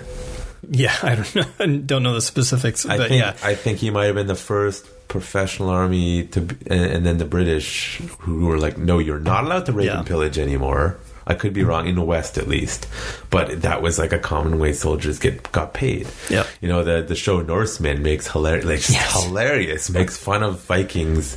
I mean, it's from Norway, I think, or Sweden. Yep, it's Norway, and they're basically making fun of all the Westerners' versions of Vikings. So, are we going to rape and pillage today? You can't rape and pillage. You're a woman. So I will rape and pillage. She has like a necklace of penises. So funny. But so just looking at the example, the samurai, regardless of penis necklaces, with, again, jiu-jitsu and judo, and you think about like the smallest sword in the whatever daishu or whatever it's called, the 3-sword set, the tanto. Again, I would posit that if you go back far enough, samurai are not like, okay, we're in close or I've been disarmed, I'm not going to try to like take you back and put you in a rear naked choke. Chances are pretty good it's like, I'm going to try to pin you down, pull out my tanto and stab you until you die. Like, again, it's the further you go back, I expect it's more just like fighting rather than doing specific techniques of a style. Well, the life and death aspect, the combat is so far fast. Removed. It's removed contextually from the modern time, unless you live in a country where that is the reality. Unfortunately, there still are countries like that, guys. I don't go to them, but I know that I am under no delusions that this exists, and often people forget because they get used to their own culture, their own thing. It's like, no, back in the day, if you were in a fight, it's often life or death. Yeah. And depending on who you killed, it may be jail, it may not be jail. If it's some nobody and nobody gives a shit, or nobody knows, then it's like, Like they or didn't have or you may be on the run. teams. You may be an outlaw for the rest of your life. Yeah, or you killed the son of some wealthy nobleman, and then you basically gotta leave that region because you're gonna die. Like, it's much more common. Life and death was a more common thing, and it's like, the idea, people didn't live for a long time. It's like, well, I had to wake. I was watching on Netflix the Borgias about the 13th century. Borgia, Pope. And it's like he actually lived to 70 or 80 in the late 1400s, around that. Late 1400s, early 15. Yeah. Which means we were capable of living that old. Mm-hmm. It's just that everything killed you.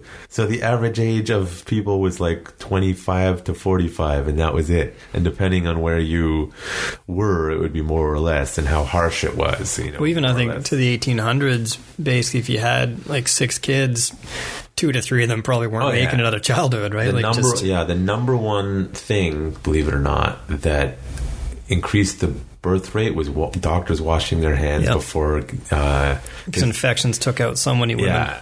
Well, infections took out the babies. You had 50% death rate, I think, for women and for babies.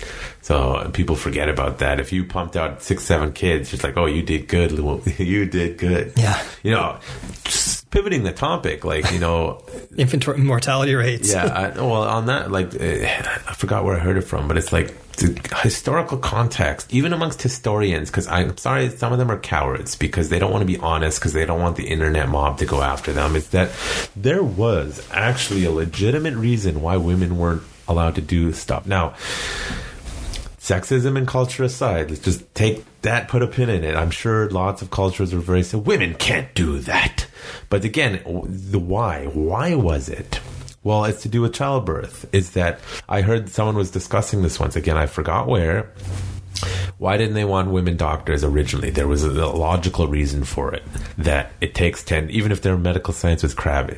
The old way of teaching people was master-student apprenticeship. It's 10-year process, 15-year process. And if a woman is likely to die, because this is before birth control pill, people really don't understand how that changed the world, the birth control pill. And it allowed us to be more productive and all that stuff. The resources it would go in to train a woman to be a doctor 300 years ago, 400 years ago, would not have been worth that instructor's time from just a community perspective. And I'm probably going to get flamed for this segment, but from a pure logical perspective, when you start to realize, other than sexism and people saying women can't do stuff, there might have been a reason for stuff. Just like the martial arts, is we've forgotten why stuff was, and then the cultural ethos takes over the explanation as to why it was, even if it wasn't. Right? All of a sudden now it's reasonable for women to do the same stuff from a community perspective, because it's not going to be a drain on the survivability of the species or the people.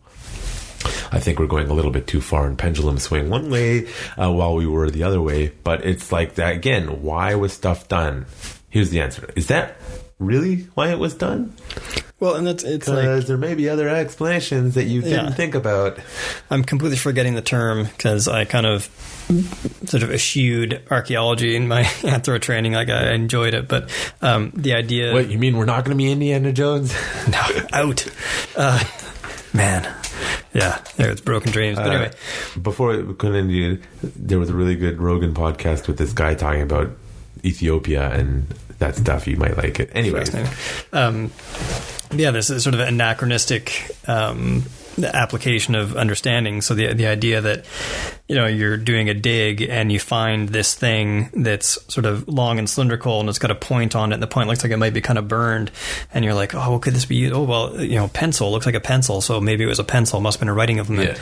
It's like the fact that it looks like a modern tool that does a certain thing has literally no bearing on your understanding of what it used to be used for. And it's the same thing. It's like, this society is sexist or racist during this period, therefore everything must have been informed by that. And we don't necessarily know if day to day these philosophies were informed by that. We also don't know if the cultural tradition we're talking about in that era wasn't actually an artifact of a previous era that was maybe informed by something else. And it's kind of fascinating to me that a lot of sort of modern day control over women and sort of social issues like that comes from back when they couldn't guarantee or establish parentage. Yeah. So the idea that, well, you know that a child is a woman's because you saw it come out of her ostensibly, or she's caring for it. So maybe that's Judaism the standard, does that. right? They knew the mother was the mother. That's why if your mother's Jewish, you're Jewish, but they didn't know the father. So because you can't guarantee. Yeah, and so they did. No matter what, there's no 100% way to tell. So therefore, you end up putting these. Because if they had changed that law, there'd be like 100, 200 million Jews running around, probably. Yeah, so you track the Judaism lineage through the matriarchy, for the woman, matriarchal trace. But yeah, so in sort of an overhanded response to that, it's like, oh, well, if we can't guarantee parentage for the men, then men are just going to control women's activities. Yeah. It's like, oh, well, that's one way to look at it, I suppose. What the fuck? Not all cultures, but a lot of cultures did that. And some did it to more extreme, others didn't care. The example is Judaism's solution to that was not controlling the women. It was, you're not Jewish if the mother's not Jewish, which is a more elegant way in many ways. I mean, it's kind of screwed our population, but it also has probably protected us to some degree. Well, and to a certain extent, you get things that, like the back when having children was more important in society. That's where you get all these rules about women not being soldiers and things like that. Like, it was the idea that, like, you're not going to put your child producing population, for kind of a clinical term, in harm's way. And I mean, you go back to, like, was it ancient Germany? I think they had the Wehrgeld, which basically was like a penalty you paid if you endangered a woman because you're endangering that village's ability and her ability potentially to have children and carry on your family line, which back in that day, if your family line died out, you were in trouble. Yeah. So Wehrgeld was like, this is a punishment for threatening this family line, which, one can interpret how they want to about whether that's for or against rights of women or human rights in general. But it's like just a completely different way to deal with that same problem. Contextually, and when I was in I got so angry at people that they did not comprehend that you cannot, and as professors too, you cannot take 21st century ideas and moralities and apply them to another time period. It doesn't work. You have to do your best to contextualize what they were doing in their times, which is hard when we're missing a lot of information. Mm-hmm. But it causes conflicts constantly because people are like, oh, well, this and that. And it's like, I remember I had a social psychology professor, which is largely bullshit. And he had his thesis on human behavior and he got his PhD on it. I'm like, yeah, I don't think you could apply that 100 years ago. I think that's largely culturally based on modern times and it would fall apart under scrutiny. And like, I don't think anyone had PhD professor. I don't know if anyone had ever framed it like that to him. And I could tell by the look on his face, and he was a nice guy. So he wasn't egotistical. But I just felt like the look on his face said, my life's work is for nothing now. Like, no one had told him that it was not a good theory because of it wouldn't apply. It literally could not have applied. I forgot what it was, but it just could not have applied 100 years ago. And so it's not a good theory on overall human behavior. Well, it's that classic, like, you don't know what you don't know. It's just like ethnocentrism is the same thing. It's like you can't assume that someone in another culture is doing something out of ignorance because it's probably been informed by something that you're just not aware of throughout history. Now, that does not put a moral judgment of whether it's right or wrong, etc., but it's just like understanding is the first step to figure out, okay, well, now we can talk about whether it should be continued or not, and within our own culture as well. But it's like there's kind of a classic thing, and I'm forgetting the name of the researcher, but there was a study done in, I want to say it was in South America, but it may have been somewhere in the African continent, but they were looking at nutrition in this one tribe, and so researchers came in, got permission to do it from the elders, and so they were measuring children, weighing them, seeing how their height was working out, this and that, and after a while, the villagers were like, okay, we don't want to take part in this anymore, and they're like, well, why not? And since nobody had explained to them what was going on, nobody talked about the differences in cultural interpretation. Yeah. About like, why would you be measuring someone? Wasn't there that guy who was like measuring penis size on some island? That's a whole other thing. But in this case, the villagers stopped taking part in this research project, and they're like, well, why? And they're like, well, because you want to eat our children. They're like, what? It's like, well, why else would you be measuring them and checking how much they're growing? And eventually you're going to come back and take them away and eat them when they're fat enough. That's funny. It's like, because you didn't involve the people in the research. You didn't understand what their cultural perspective is. Yeah. Like, and they certainly wouldn't understand the Hansel and Gretel. Right? Yeah. So like, and same with, when their people thought they were being poisoned in the refugee camp in the 80s. I want to say it was Iran or something like that. And it turned out that, the Westerners were putting up these care packages and they were including all this Western shit in it. Yeah. And so they're giving them like powdered milk and stuff. And of course, most people were... What the fuck is this? Yeah, well, lactose intolerance is the normal sort of human condition prior to getting milk into your culture hundreds of years ago. So I'm not even sure I could argue that point actually, but anyways, continue. So they're getting all this powdered milk and people are getting sick off it, and it's like, well, because they don't come from a culture where they've developed lactose tolerance, and so they assume, again, like, nobody talks to each other. It's like, oh, they're poisoning us, they're trying to get rid of us. Yeah. It's like, well, no, they're just not thinking. Like, they're not considering the cultural context, and they're not considering the historical context in which they're engaging these people. Yeah, no, it's just lack of. And there's too much information, and most people, I am sorry, just cannot put it into their head. There's too much. Well, and they don't bother to sit down and talk about it. You just take it at face value and walk away and make your own decision. And sometimes people have told me, like, oh, I'm too busy, like, trying to figure my own shit out. I don't care about that stuff. And I'm like, yeah, but knowledge is power, and you can understand more, and maybe you learn a lesson from somewhere. No, I can barely pay my bills. Like, well, again, the intelligence thing it's part of it, and it's also part of it, the stress levels. So I'm sorry, just like computers, some people are not capable. They're just never going to understand, and that's just the way it is. And I'm sorry, it sucks for you. But then the other thing is, it's like people who are capable. It's like, but are they in a position mentally to process it? Right? And the modern day stressors are just insane, and it's constantly this juggling act, as we said. We really need more free time, and we'll get there eventually. It's like the concept of universal basic income. I was like, like, I'm debating, like, I'm more center, right? No secret, as far as policy, and generally the reason is, change needs to come, but it needs to come at a reasonable pace. And the people who just want to fucking sprint towards change are going to run everyone off a fucking cliff. Yep. And it's like these people, all these smart people, educated, there's just the science. It's like, we need to drag you peasants into the future. It's like, or here's another perspective, and both are actually true, is, no, we need to hold you back just enough so you don't run us all off that cliff. And the other side is, you need to pull them forward just enough so that we get progress and we don't die. Right? And that middle ground. I forgot. Where did I start? Well, it's the idea of gradual change, but you have to actually be committed to making gradual changes, because if the change is too gradual, you're not actually doing anything. Yeah, I was just saying, like, the people are just, we need to do it. It's like, well, do we really understand? We barely understand the past. Do you really understand? You get these new ideas. Let's take How to Raise Children, for example. These fuckers in the 60s and 70s whose... at the time, their theory, I forgot who it was, their theories weren't even that good. Nobody took it seriously. And at some point in the 80s and 90s, the media picked up on this fucking bullshit parenting styles and just ran with it. And you look at how incapable emotionally and just skill-wise my generation is now.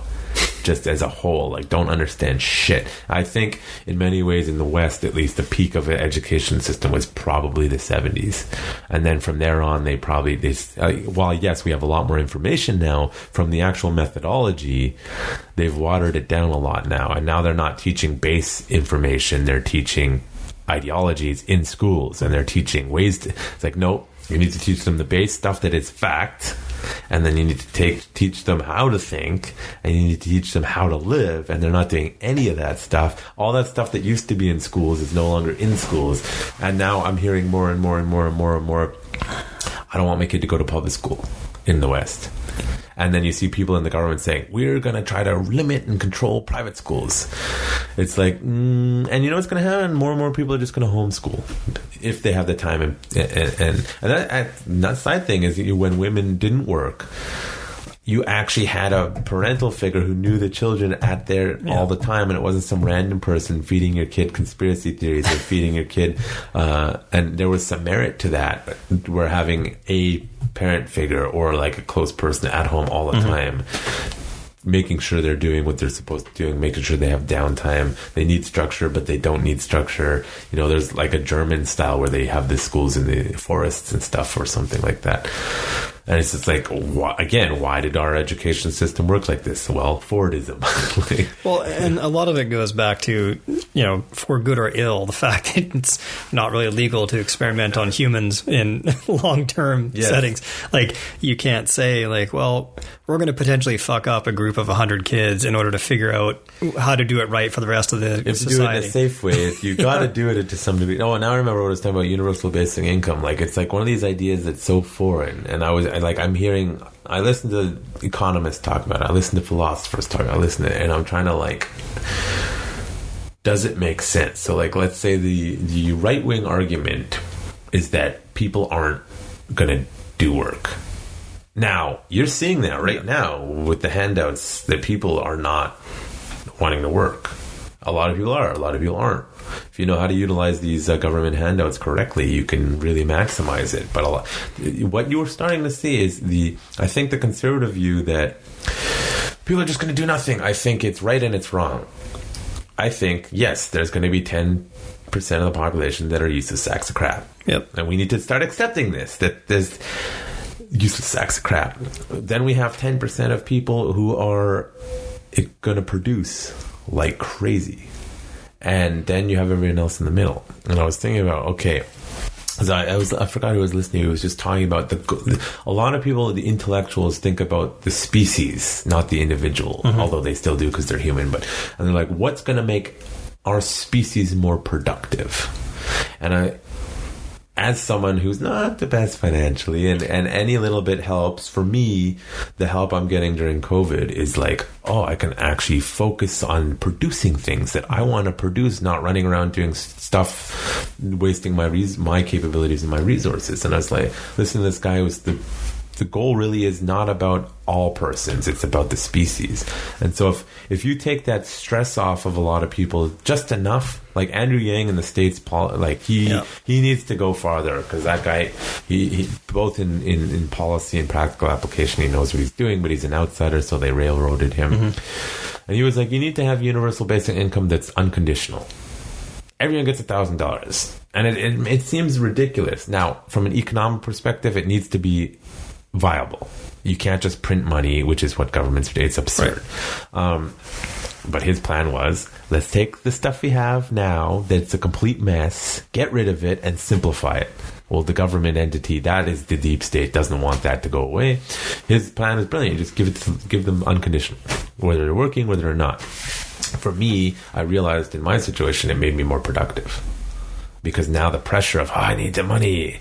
I am fully aware there's that 10% of people that are going to be useless sacks of crap, no matter what. And that's the thing about society. We have to understand that. Well, we have to admit it. Yes, we have to. It has to be it. Socially acceptable to talk about the fact that there are people who are just going to do fuck all. Yeah. And if we live in a society where we say it's okay for them to make that choice, then we can all move on. Yes. And so the conservatives need to get over that fact. The other side is the left-wing people are like, oh, we can just print money. It's like, guys, no, a system needs to be based on something. You can't just make shit up or it collapses every single fucking time. So what I was thinking about, you have that kind of structure there, nothing to do with martial arts. You will take, if 10% of the people are maximize their intellectual, and like Eric Weinstein was talking about, he's an American mathematician, works for Peter Thiel, has a wonderful, if you like intellectualism and you're not listening to his stuff, it's like, it's another level. It's probably one of the smartest guys in America from a non production perspective, just from a thinker.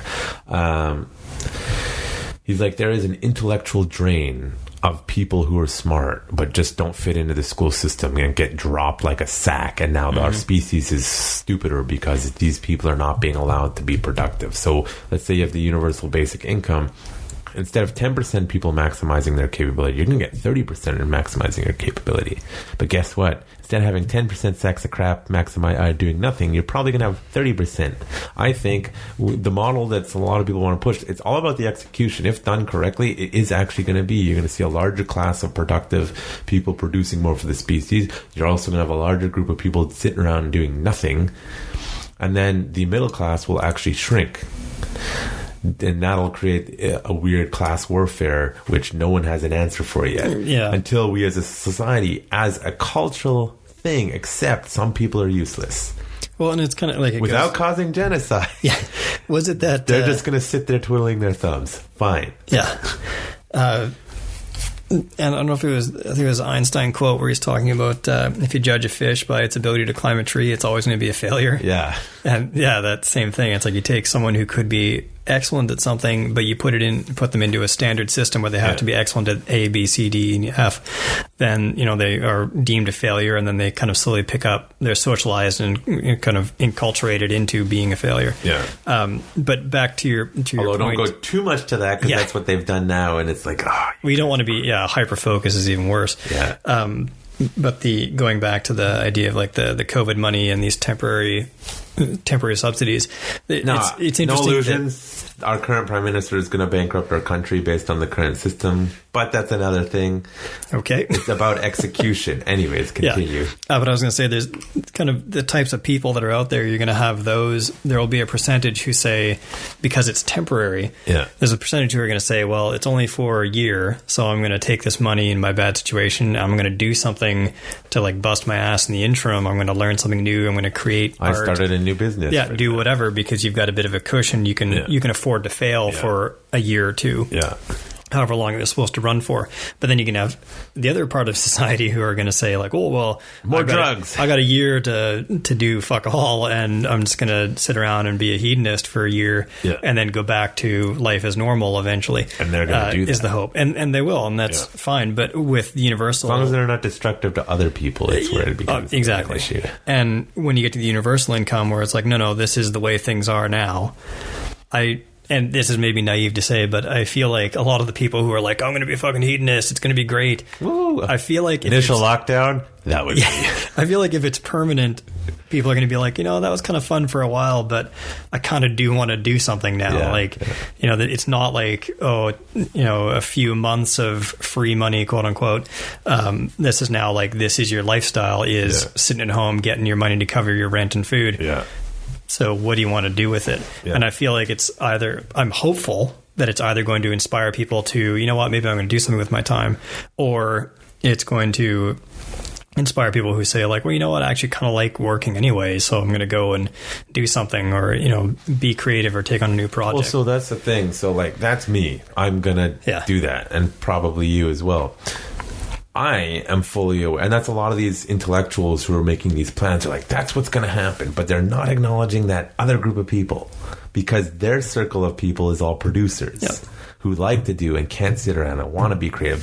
Every time I hear someone like, oh, it'll allow for more time to be people creative, I'm like, not everyone wants to do that, you fucking retards. You're so smart, and you can't understand that people don't all want to do that. Yeah, and that's the thing. Some people will be creative. Some people will be industrious. Yeah. Some people will just... Some people will still want to punch each other in the face. Some people will just continue working like nothing's changed. Yeah. And other people will quit their job and go live in the forest in a subsistence lifestyle. Yeah. But the point is that like a bit of everything is going to happen. Yeah. It's the notion of what is most common, or even better, what can we inspire? Yeah. Like maybe people will fuck around for a year, and then we can say, okay, cool. So here's a bunch of people who are willing to teach you how to paint in your neighborhood. Here's a bunch of people who are like going out and starting big community gardens, like whatever. Like we have to settle into it. But the problem is that humans, we do this to each other. We also do it just to ourselves. We don't give ourselves enough time to get into a pace. Yeah.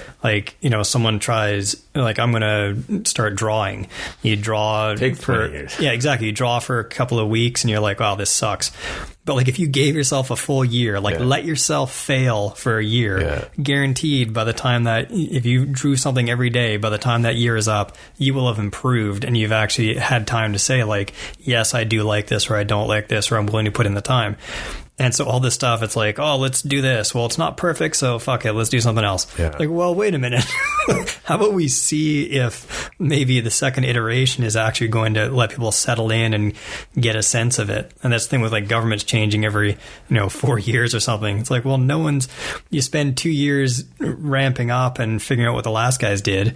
And then you spend a year trying to implement your shit. And then by the time it starts rolling, you're out because you weren't perfect. Yeah. It's like, what? Like, well, you're not going to be perfect. Yeah, and that's the fault of the voters. I'm sorry, I don't want a polished person. I don't care if they're a drunk. Can they make the decisions properly? Are they competent? And can they execute the plans in a way that gets things done? Yeah. I don't care if they're pretty. I don't care if they're great orators. We need to stop obsessing with that garbage. It's nonsense. It's not the sign of a good leader. And that's what we keep telling ourselves. It's a fucking lie. Well, because we keep going for charismatic people. Yeah, and you keep wondering it's like, why no, we want good decision makers. We want people who can think, make decisions, and cooperate with others. They sound really good. Oh, I'll listen to them. Their policy was a disaster, you motherfuckers. I'm not going to name names. Fair enough. There's a few of those, but and it's like I was out in the woods for a week. Did you need to go? Yeah. Okay. Just say it. I didn't want to put on the podcast, but I need to wrap up soon. It's okay. I ask all the time. It's my years of production work, like keeping things in the background. Nah, this is real life. Fair enough. See, that's exactly what I'm talking about. I was out in the woods for a week.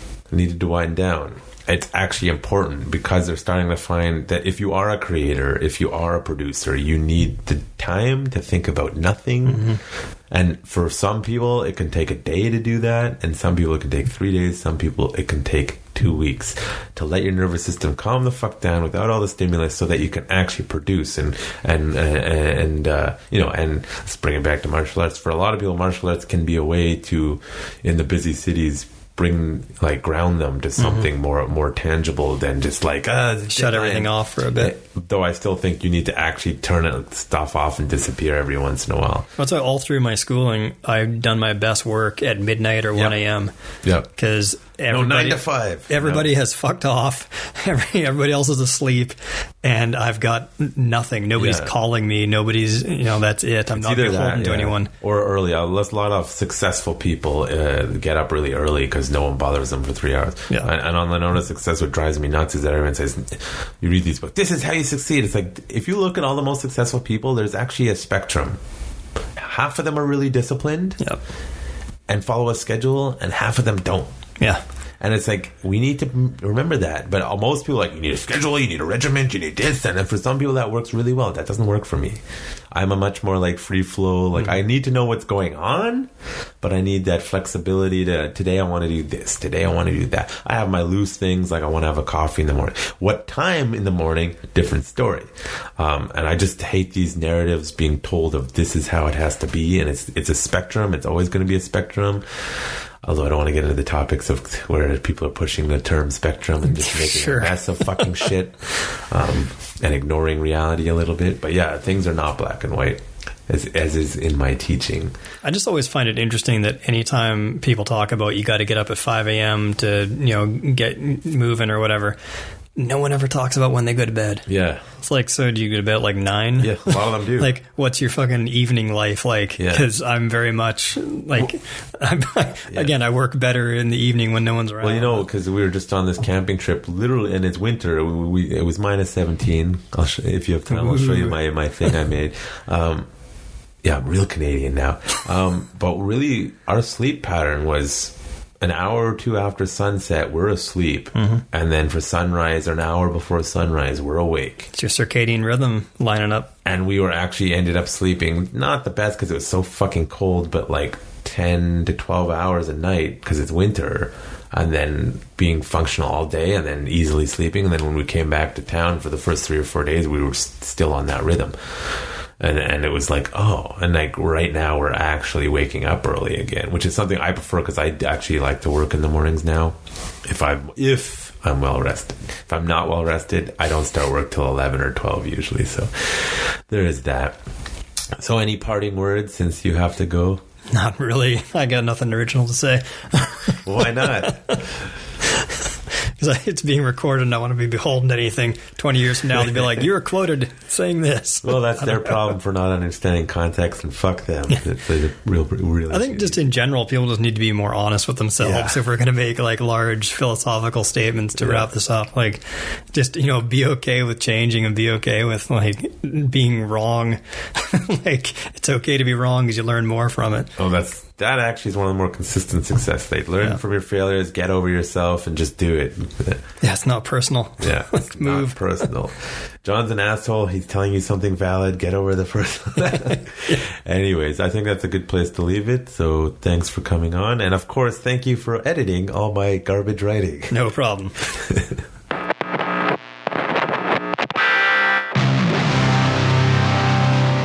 You're listening to The Warrior's Day. Brought to you by Urban Tactics Krav Maga, turning lambs into lions.